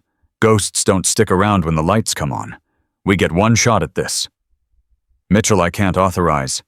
You're not authorizing anything. I'm going. You can come with me, or you can stay here and explain to your SAC how evidence from an active crime scene ended up in a motel room. Torres glared at him. Then she grabbed her gun and badge. "I'm going to regret this," she muttered. "Let's go catch a ghost." The drive to Charleston took 93 minutes with Torres behind the wheel and Jax running surveillance on Harrington's laptop. Every few miles, Torres's phone would ring her SAC other agents, someone from the legal department, and she'd send it to voicemail. "You're burning a lot of bridges for someone you met yesterday," Jax said. "I've been chasing Castellanos for 26 months. He's responsible for at least 47 confirmed victims, probably hundreds more we don't know about. If there's a chance to grab him today, I'm taking it." She glanced at him. "Besides, your sister's testimony is the linchpin of this entire case. If he kills her, the rest of them walk on reduced charges. I can't let that happen." Jax's phone buzzed. "Text from his mother Emma's asking for you. Says something's wrong." He called immediately. His mother answered, her voice tight. "Jax, she's having some kind of reaction. The doctors are here now. They're saying hold on." Muffled voices, then Patricia came back. "They think she was given something else, something that's showing up in her system now. They're running tests, but she's having trouble breathing, baby." Jax's world tilted. "I'm 2 hours away. They're stabilizing her. Dr. Patel says it's under control, but Jax, what if—" His mother's voice broke. "What if they poisoned her? What if this was planned?" Torres was already pulling over. "What's happening?" "Emma's having a medical emergency. They think she was given something while she was at Riverside." Torres grabbed her phone, dialing. "This is Special Agent Torres, FBI. I need a full toxicology workup on Emma Mitchell at Pine Haven County Hospital Priority 1. Suspected poisoning by human trafficking suspects. Yes, I'll hold." She covered the phone. "Mitchell, if they dosed her with a delayed action substance, we need to know what it is. Now." Jax was already pulling up files on the laptop, searching for medical records. There, a folder labeled Sedation Protocols. He opened it. Lists of drugs, dosages, administration schedules. And at the bottom, a note in Harrington's handwriting, delayed release compounds for difficult acquisitions. Dosage must be precise. Symptoms appear 18 to 24 hours post-administration. Ensures compliance during transport. "They gave her something that takes a day to kick in," Jax said, his voice hollow. "She's been out of there for less than 12 hours. Torres was back on the phone, reading off drug names from the screen. "Benzodiazepines, propofol, and what the hell is compound K47? She listened, her face going pale. "How long does she have?" Jax didn't want to hear the answer. He called his father. Daniel picked up immediately. "Son, your mother told you, Dad, they gave Emma a delayed poison, something that kicks in after she's released. The doctors need to know it's compound K47 mixed with benzodiazepines. Torres is getting them the antidote protocol now." "Hold on." Sounds of movement, Daniel's voice shouting for Dr. Patel. "Then, Jax, the doctor says if we have the compound name, they can counteract it. But she needs it in the next 20 minutes. Or what?" Silence. Then, or her respiratory system shuts down. Torres was already back on her phone, shouting at someone about emergency medical protocols and FBI authorization. Jax felt paralyzed 2 hours away, his sister dying. Nothing he could do, except the laptop. He pulled up the sedation files again, scrolling frantically. Their treatment protocols. Antidotes. He screenshot everything and sent it to his father's phone. "Dad, I just sent you the files. Everything they used, everything that counters it. Get it to Dr. Patel now." "Already running." Daniel's voice was combat steady, the way it got when emotions had to wait. "Jax, we've got this. You find the man who did this to her." The line went dead. Torres pulled back onto the highway, pushing 90. "The hospital has what they need. Your sister's going to make it." "You don't know that." "Yes, I do. Because the alternative is unacceptable." She glanced at him. Mitchell, you want to help Emma? We find Castellanos. We end this. Because even if she survives today, he'll try again tomorrow. And the day after. Until we stop him. Jax's hands were shaking. He forced them still, forced his breathing to steady, forced himself back into operator mode. Torres was right. Emotions could wait. The mission couldn't. What's the plan when we get to Charleston? Torres pulled up a map on her phone. The IP address traces to a private office building in the financial district. 3rd floor suite 304. Registered to a shell company called Meridian Holdings. Security, unknown. But if Castellanos is as careful as we think he's got people, then we go in fast, grab him before he knows we're there. We don't have a warrant. We have probable cause. He threatened a federal witness this morning. That's good enough. Torres smiled grimly. I like how you think. But Mitchell, if this goes sideways, it won't. You don't know that. Yes, I do.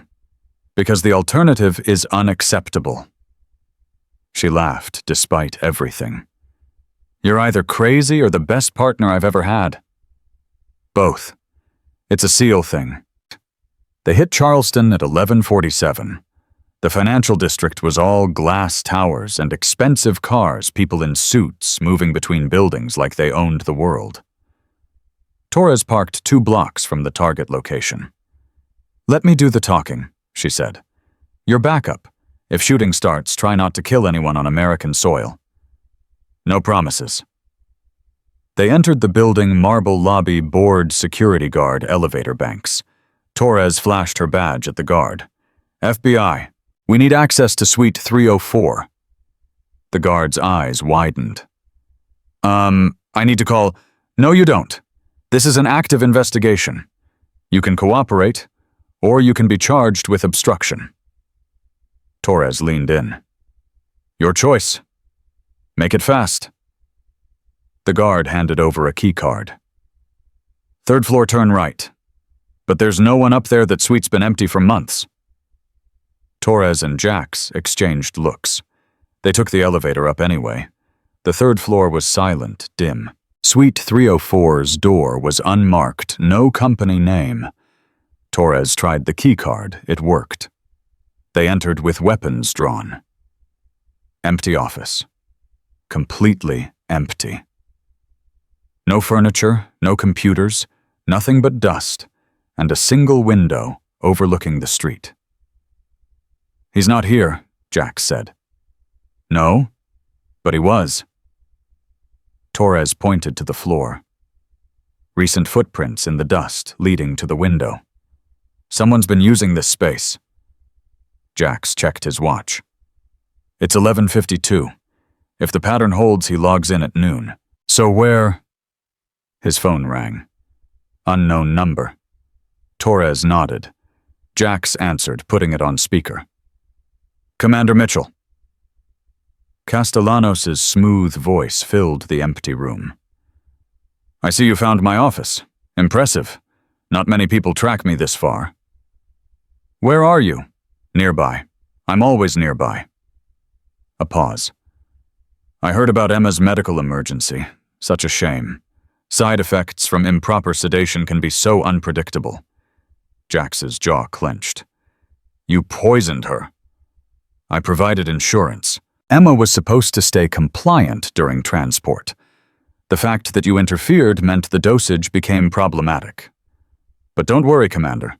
If she survives the next hour, she'll recover fully. Assuming, of course, that you're reasonable. Reasonable how? Stop investigating. Convince Emma to recant her testimony. Walk away. Castellanos' voice hardened. I've already lost Harrington and Brennan. I can rebuild those connections. But you're becoming expensive. Your sister is becoming expensive. And I don't maintain expensive liabilities. Torres cut in. This is Special Agent Linda Torres, FBI. Victor Castellanos, you're under arrest for human trafficking, conspiracy to commit murder, and...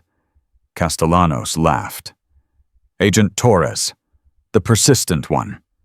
Tell me how's your career going to look when it comes out that you entered a private office without a warrant based on stolen evidence from a crime scene.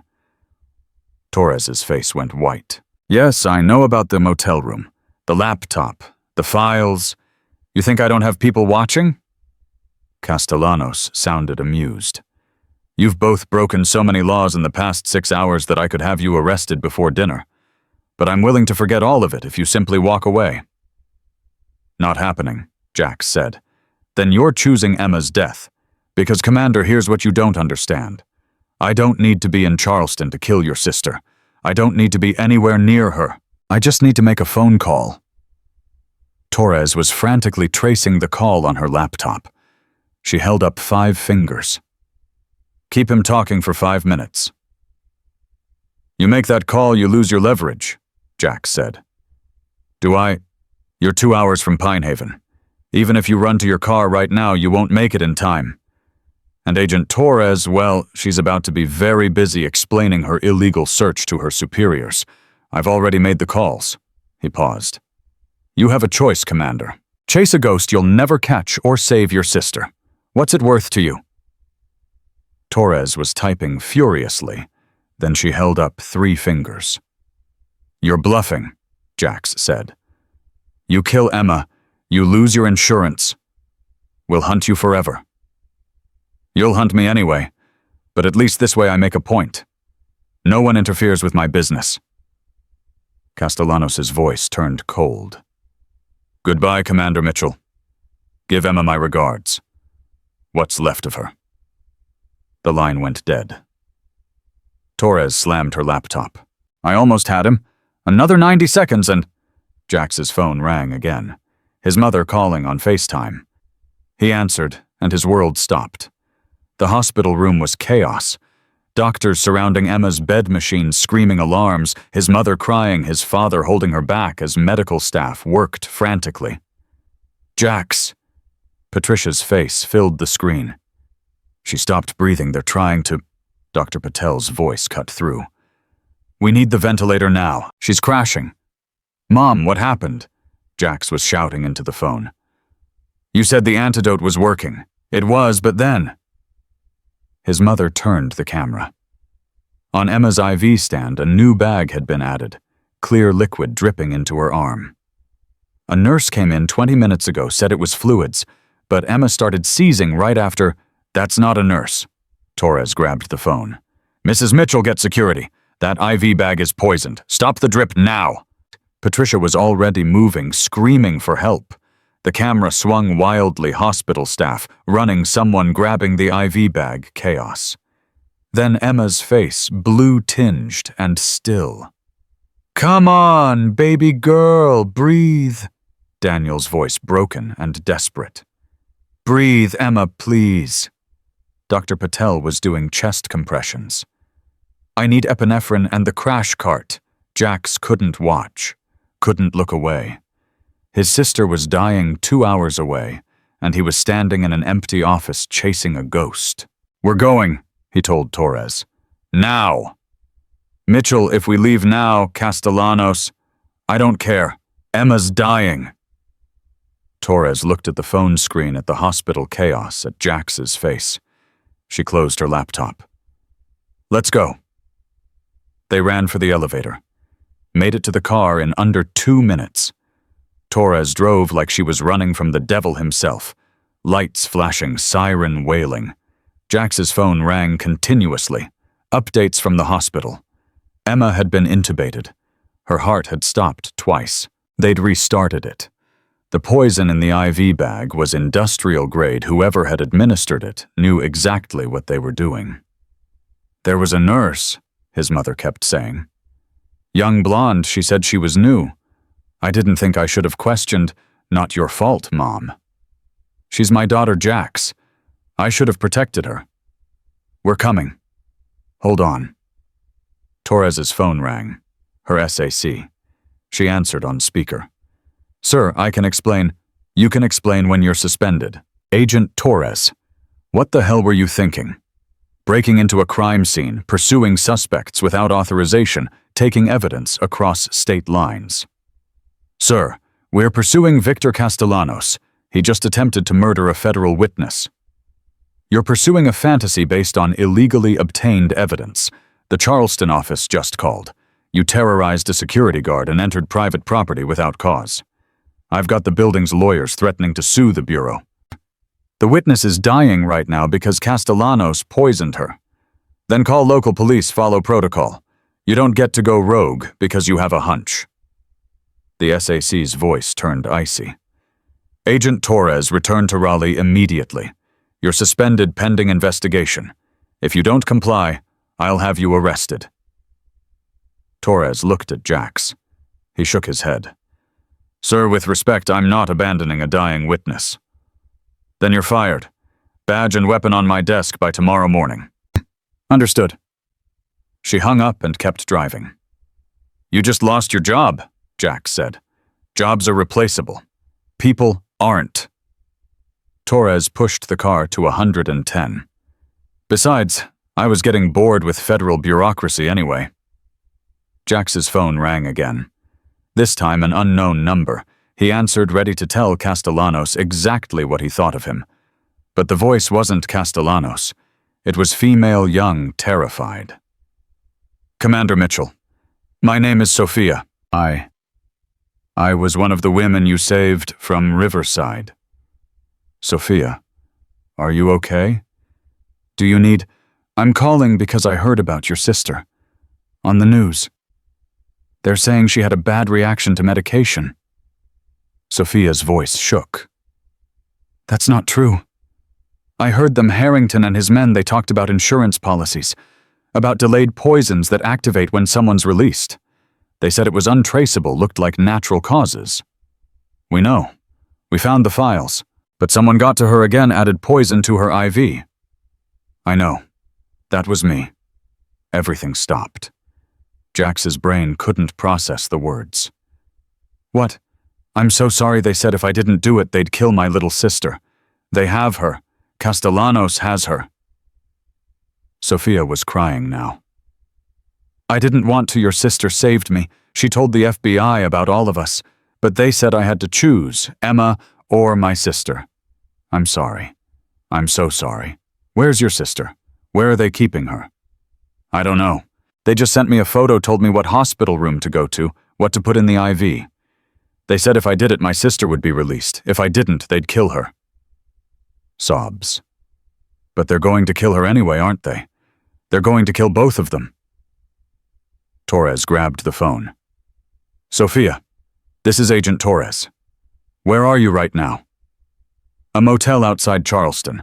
They gave me a room number, told me to wait. Which motel? The Seabreeze Inn, room 112. Torres pulled up GPS. That's 40 minutes from here. Sophia, we're coming to you. Don't leave that room. Don't answer the door for anyone but us. Do you understand?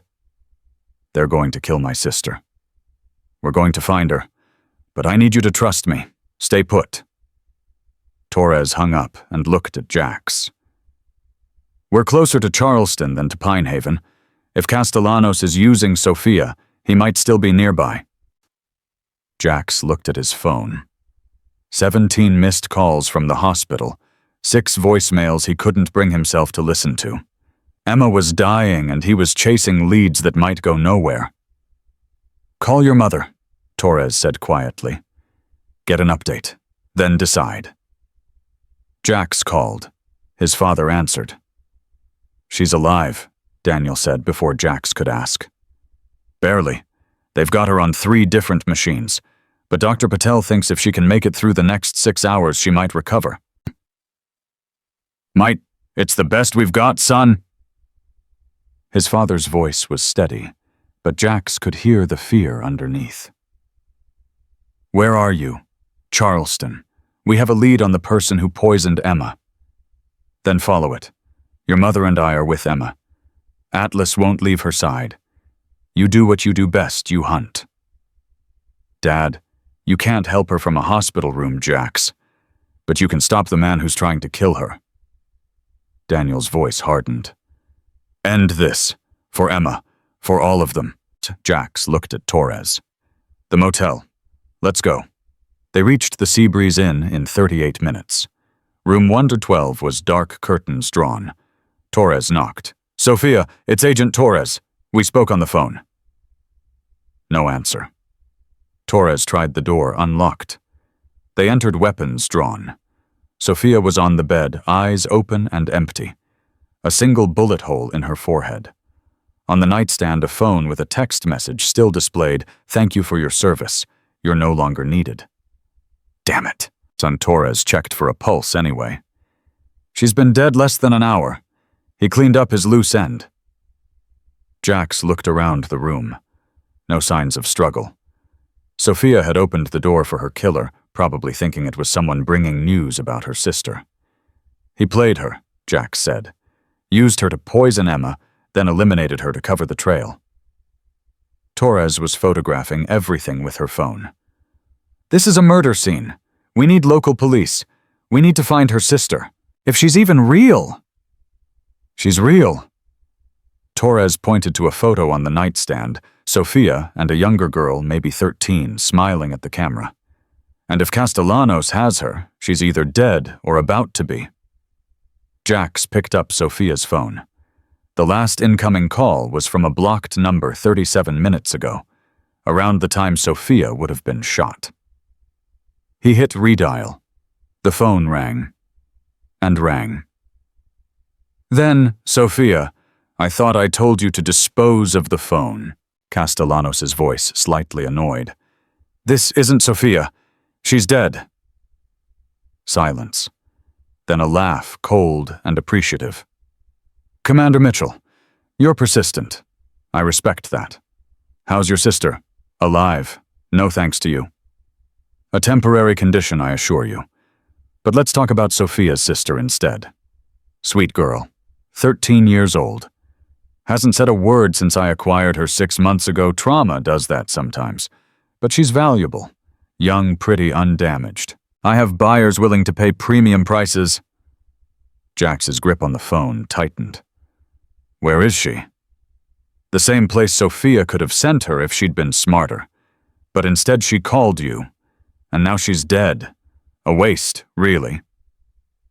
Castellanos paused. "Here's what happens next, Commander. You and Agent Torres stop pursuing me. Emma stops cooperating with the FBI. In exchange, I release Sophia's sister unharmed. You'll kill her the second we back off." "Perhaps. Or perhaps I'll actually honor the deal. You won't know unless you try." The voice turned sharp. "But I'm done playing games. You have 1 hour to decide. After that, the girl disappears forever. And Emma, well, I have other assets in place. She may have survived today, but there's always tomorrow. And the day after. How long can you protect her, Commander? How long before you slip?" The line went dead. Torres was already calling someone. "I need a trace on that number priority one. Yes, I know I'm suspended. Just do it." Jax looked at Sophia's body. 22 years old tops. Killed because she'd tried to save her sister. Killed because Castellanos didn't leave loose ends. "He's not letting that girl go," Jax said. "Deal or no deal." "I know, which means we have 1 hour to find her." Torres's phone buzzed. Trace came back. The call originated from a cell tower in North Charleston Industrial District. That narrows it to about a 3-square-mile area. Too big to search in an hour. Then we make him come to us. Torres looked at Jax. "He wants a deal. Let's give him one. But on our terms." "What are you thinking?" Torres smiled, and it wasn't friendly. "I'm thinking Victor Castellanos has been invisible for 2 years because no one's ever forced him into the open. But he wants Emma dead. He wants us to back off, which means he cares about this deal. And people who care make mistakes. You want to negotiate? I want to lie. Tell him we'll trade Emma's silence for the girl. Set up a meeting. And when he shows up, we take him." "Exactly." Torres picked up Sophia's phone. "One problem, though. He'll expect Sophia's phone to be destroyed. If we call from it, he'll know something's wrong." Then we don't call. We text. Keep it simple. Torres handed him the phone. Jax typed, "Deal." Emma will recant. When and where for the exchange? They waited. 30 seconds. A minute. Then response midnight. Cordova Shipping Warehouse. Pier 7. Come alone. If I see FBI, the girl dies. Torres checked her watch. That's 7 hours from now. Gives us time to set up, bring in backup. No backup. He'll be watching. We go alone. Mitchell, that's suicide. He'll have people there, probably a dozen shooters. And if we bring the FBI, he'll know. The girl dies. We lose our shot at him. Jax looked at her. You're suspended anyway. What have you got to lose? My life for one thing. Then stay here. I'll go alone. Torres stared at him. Then she grabbed her phone and started making calls. I'm going to regret this so much. While Torres coordinated off-the-books surveillance, Jax called his father again. How is she? Stable. Breathing on her own now. Dr. Patel says the worst is over. Daniel exhaled shakily. She asked for you. Can barely speak, but she asked. Tell her I'm working. Tell her it's almost over. Is it? Yeah, one way or another this ends tonight. Jax. His father's voice dropped. You don't have to be the hero every time. Sometimes walking away is okay. Not this time, Dad. Not when Emma's still in danger. Then be careful. You're no good to her dead. Jax hung up and looked at Torres. We're really doing this. We're really doing this, She checked her weapon, reloaded. For the record, this is the stupidest thing I've ever done. Welcome to my world. And they had 7 hours to prepare for a meeting that would probably get them both killed. But somewhere in North Charleston, a 13-year-old girl was waiting to be saved. And Jax had never failed a mission that mattered. The Cordova Shipping Warehouse sat on Pier 7 like a rotting, tooth-rusted, metal-broken windows chain-link fence, tagged with graffiti. Jax and Torres arrived at 11:45, parking 3 blocks away. The Charleston harbor stretched dark and endless behind the warehouse water, lapping against concrete pilings. Last chance to call this off, Torres said. Not happening. They'd spent the afternoon preparing. Torres had contacted 2 retired agents she trusted, positioned them a quarter-mile out with scopes and radios. Not official backup, but better than nothing. Jax had cleaned his weapons, checked his gear, and called Emma one last time. She'd been awake. Barely. Don't die for me, she'd whispered through the breathing tube. Not planning on it. Jax, I mean it. If you have to choose between catching him and staying alive, you stay alive. Promise me. He'd promised. He'd lied. Now standing in the shadow of a shipping container, Jax scanned the warehouse approaches. 2 visible entrances, probably 3 more hidden. Guard positions in the rafters, likely snipers on the roof. Castellanos wouldn't come alone. I count at least 6 hostiles. Torres murmured, her eyes on a thermal scope. Maybe more inside. This is a setup. Everything's a setup, doesn't mean we don't go. Torres handed him an earpiece. At least let me hear you die. Romantic. At 11:57, Jax walked toward the main entrance alone. Torres stayed behind, covering him from distance. The warehouse door was open, light spilling out. Jax stepped inside. The interior was vast and empty crates stacked along the walls. In the center, under a single hanging light, stood a man in an expensive suit. 50s, silver hair, the face from the country club photos in Harrington's office. But this wasn't Harrington. This was Victor Castellanos. Finally real. Finally flesh and blood. Commander Mitchell? Castellanos smiled like they were old friends. You're punctual. I appreciate that. Jax kept his hand's visible weapon holstered. Where's the girl? Direct.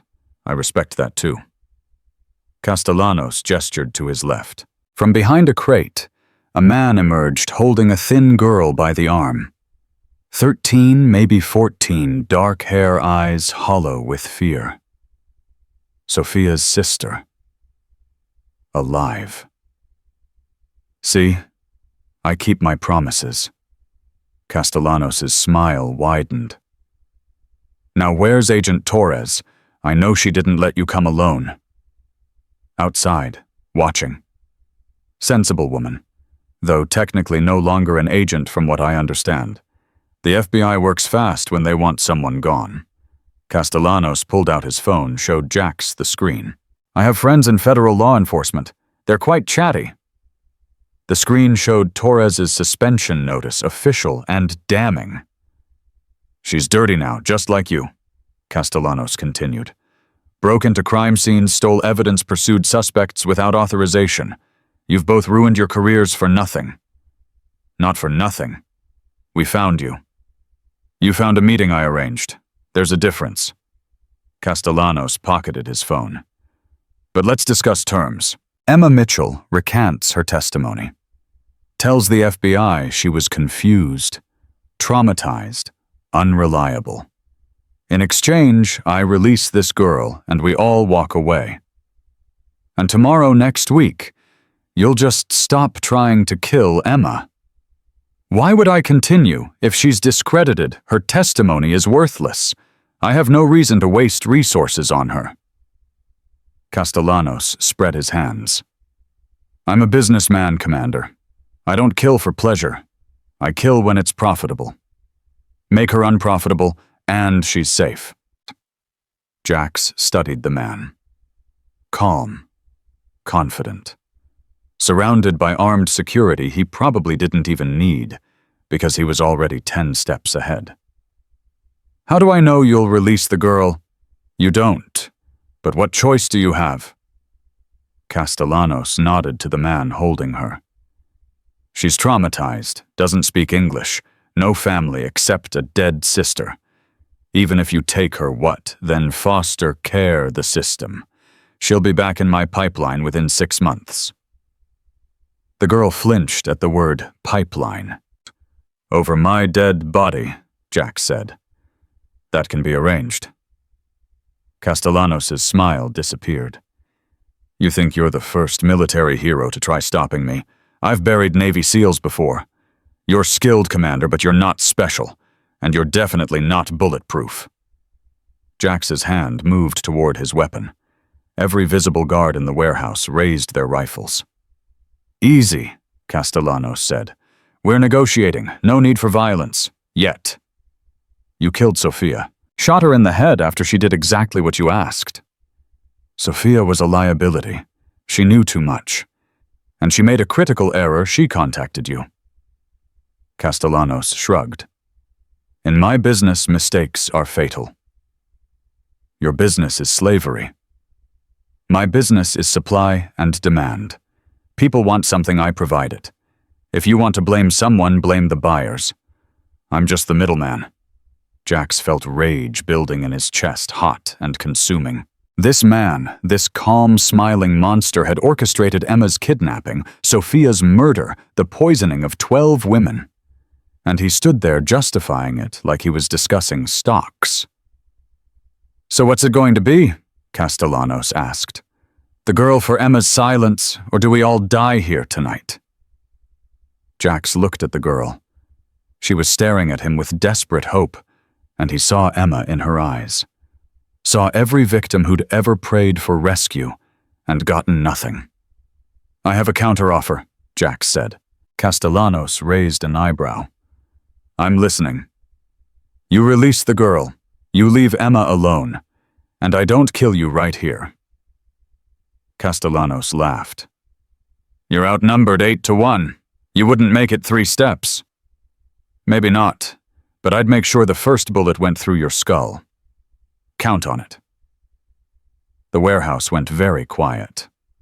Castellanos' guards tensed, weapons trained on Jax. The girl whimpered. Then Castellanos smiled again. You're bluffing. SEALs don't suicide themselves for strangers. She's not a stranger. She's someone's sister. Just like Emma. Jax's hand moved closer to his weapon. And I don't bluff. Neither do I. Castellanos nodded. The guard holding the girl pulled a pistol and pressed it against her temple. New terms, Castellanos said. You leave now, or she dies.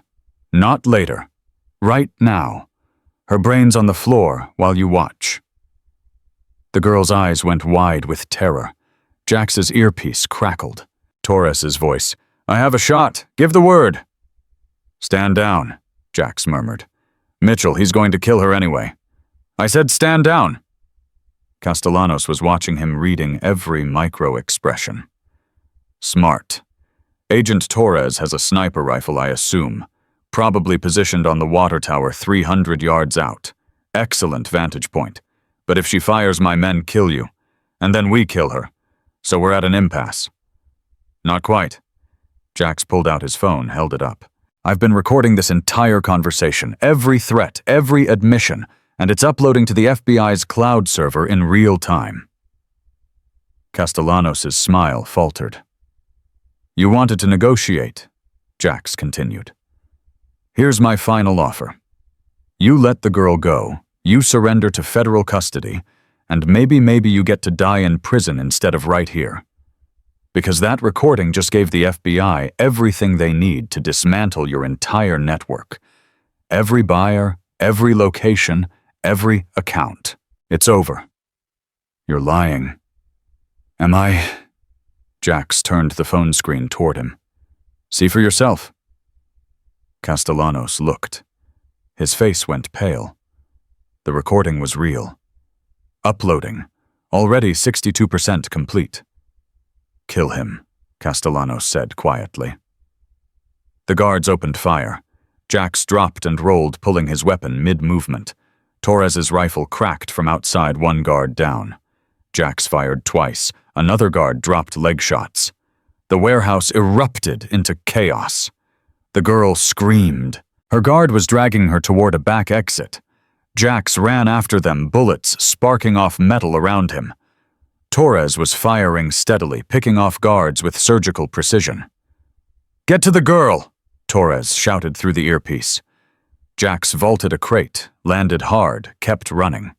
The guard ahead turned, fired 3 times. Jax felt one bullet graze his shoulder pain, but manageable. He returned fire. The guard went down, clutching his knee. The girl bolted, ran straight into the darkness of the warehouse's back section. No, wait! Jax chased after her, but she was fast and terrified. She disappeared into shadows. Behind him, more gunfire. Torres was yelling something about reinforcements, and Castellanos. Where was Castellanos? There. Running toward the water exit, 2 bodyguards flanking him. Jax had a choice. Save the girl or catch Castellanos. He chose the girl. He found her 30 seconds later wedged behind a shipping container, shaking violently. She saw him and tried to run again. Hey, I'm not going to hurt you. Jax held up his hands. Your sister Sophia. She asked me to save you. I promised her I would. The girl stared at him, uncomprehending. She didn't speak English. Jax tried Spanish, his terrible half-remembered Spanish from high school. Tu hermana, Sofía, ella me envió para ayudarte. The girl's eyes filled with tears. Sofía. Sí. She loved you. She died trying to save you. I'm not going to let that be for nothing. He extended his hand. The girl looked at it for a long moment. Then she took it. They ran for the exit together, Jax half dragging her as bullets continued to fly. Torres met them at the door, her rifle smoking. Go, she shouted. I'll cover. They burst out into the night air. Behind them, the warehouse was burning. Someone had hit a fuel line. Flames were spreading fast. Torres appeared seconds later, bleeding from a cut on her forehead. Castellanos got away. He had a boat waiting. I know. Jax looked at the girl who was clinging to his arm like a lifeline. But we got her. Torres pulled out her phone, called someone. This is former agent Linda Torres. I need medical and social services at Pier 7 Charleston. I have a juvenile trafficking victim, needs immediate care. Sirens were already approaching. Real FBI this time, probably responding to gunfire reports. Torres looked at Jax. We're about to be arrested. You know that, right? Probably. Was it worth it? Jax looked at the girl. She was crying, but she was breathing. Alive. Free. Yeah. It was worth it. The FBI arrived in force 6 minutes later. 12 vehicles, tactical teams, the works. Torres and Jax were separated, immediately cuffed and questioned. The girl was taken to an ambulance. The warehouse burned for 2 hours before firefighters contained it. And Castellanos was gone. Vanished into the harbor like the ghost he'd always been. But the recording remained. Jax's phone had uploaded everything before the shooting started. Every word Castellanos had said, time-stamped and legally admissible. Within hours, federal prosecutors were issuing warrants. Within days, 3 more trafficking facilities were raided across the southeast. 14 people arrested. 41 victims freed. Jax and Torres spent 3 days in federal custody being debriefed. Torres's suspension was lifted partially. She'd still broken protocols, but the evidence she'd gathered was too valuable to ignore. They offered her a deal: retire quietly or face disciplinary hearings. She took retirement. 26 years was enough anyway, she told Jax. I'm thinking about private investigation. Fewer rules. Jax was released without charges. Technically, everything he'd done was as a civilian protecting his sister. The Navy gave him extended leave to deal with family matters. He drove straight to Pine Haven. Emma was sitting up in bed when he arrived, Atlas sprawled across her legs. She looked thin and pale, but alive. So impossibly alive. Hey, stranger, she said. Heard you've been busy. Little bit. Jax sat in the chair his father had occupied for days. How are you feeling? Like I was poisoned twice and almost died, but otherwise great. She smiled weakly. Mom told me what you did. The warehouse, the recording, the girl. I didn't get Castellanos. But you saved that girl, and you got enough evidence to destroy his network. That's not nothing. It's not enough. Emma grabbed his hand. Jax, listen to me. You came home for a funeral that wasn't real, exposed. A trafficking operation saved 12 women and brought down one of the biggest criminal networks in the Southeast. That's more than enough. He's still out there, and he'll be found. Maybe not today, maybe not by you, but he will. She squeezed his hand. You taught me something these past few days. What's that? That sometimes the people who love us know the truth before we do. Atlas knew I wasn't in that coffin. You believed him when no one else would. And because of that, I'm alive. So are 11 other women. And a 13-year-old girl who would have disappeared forever. Emma's eyes glistened. You didn't save everyone, but you saved enough. Jax looked at his sister, at Atlas, watching them both with knowing eyes, and felt something in his chest finally unclench. Sophia's sister, he said. What's going to happen to her? Torres is working on it. Apparently Sophia had an aunt in Texas who's been looking for both girls for 6 months. They were taken from a refugee camp. Emma smiled. There's going to be a reunion. A real one. Not the fake kind we had. Good. They sat in comfortable silence for a while. Then Emma asked, Are you going back to the Navy? Eventually. They gave me another month. Stay, please. I know you have missions, important work, but... Her voice cracked. I need my brother for a while. I'm not going anywhere, Em. I promise. 6 weeks later, Emma was released from the hospital. The doctors said she'd made a remarkable recovery. though she'd need physical therapy for months. She moved back into her apartment, and Jack stayed in the guest room. Atlas naturally slept across both their doors like a furry security system. Torres visited twice. The first time she brought news, Castellanos had been spotted in the Cayman Islands. Interpol was investigating.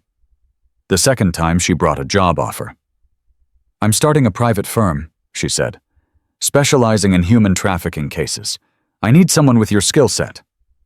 "I'm still Navy, for now, but think about it. When your contract's up." She handed him a business card.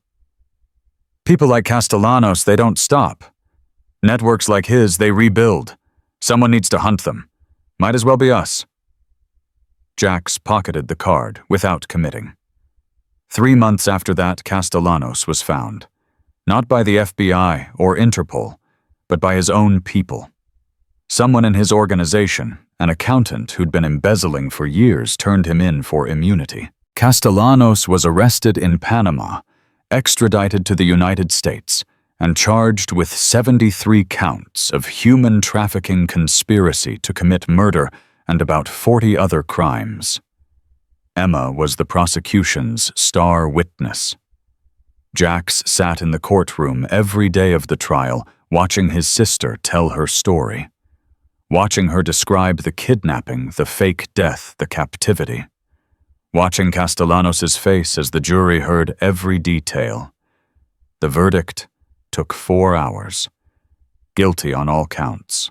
Castellanos was sentenced to 7 consecutive life terms without possibility of parole. After the sentencing, Emma found Jax in the courthouse hallway. "It's over," she said. "Yeah, it's over." "What are you going to do now?" Jax pulled out Torres's business card, looked at it for a long moment. "I think I'm going to hunt ghosts. Someone has to." Emma smiled. "Then I'm coming with you. You barely survived, which means I know exactly what these women are going through. I can help them, document their cases, connect them with resources, testify when needed." She crossed her arms. "You don't get to protect me forever, Jax. At some point I get to choose my own fights. This is dangerous work. So is nursing, so is living, so is standing up when everyone tells you to be quiet." Emma looked at him with absolute certainty. "You saved my life. Now let me do something with it." Jax thought about arguing, thought about all the reasons she should stay safe, stay home, stay out of the darkness he was walking into. Then he thought about Atlas, who'd known the truth when everyone else believed a lie. About his sister, who'd documented crimes knowing the cost. About Torres, who'd sacrificed her career for justice. About Sophia, who'd died trying to save her sister. About a 13-year-old girl who got to go home because people refused to give up. "Okay," he said. "We do this together." Emma grinned. "Good, because Torres already hired me. I start Monday." "You what?" "She called last week. Said you'd probably need convincing, but she knew I wouldn't. Something about stubborn running in the family." Emma linked her arm through his. "Come on. We have work to do." They walked out of the courthouse together, Atlas trotting beside them. The Carolina sun was bright, the air was warm, and somewhere across the country, 12 women were learning to live again, learning that slavery wasn't forever. That rescue was possible. That sometimes when everything seemed lost, a dog refused to let a lie be buried, and a brother refused to give up. 4 years later, the Torres Mitchell Investigative Group had freed 83 trafficking victims across 6 states. Emma had testified in 17 trials.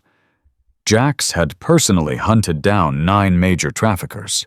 Atlas had retired to a comfortable life as the office dog, though he still growled when bad people came near. And in a federal supermax prison in Colorado, Victor Castellanos spent 23 hours a day in a cell, knowing that the woman he'd tried to erase had become the voice that wouldn't be silenced. The funeral had been a lie. But the life that came after, built on loyalty justice, and refusing to accept easy answers, that was the truest thing any of them had ever known.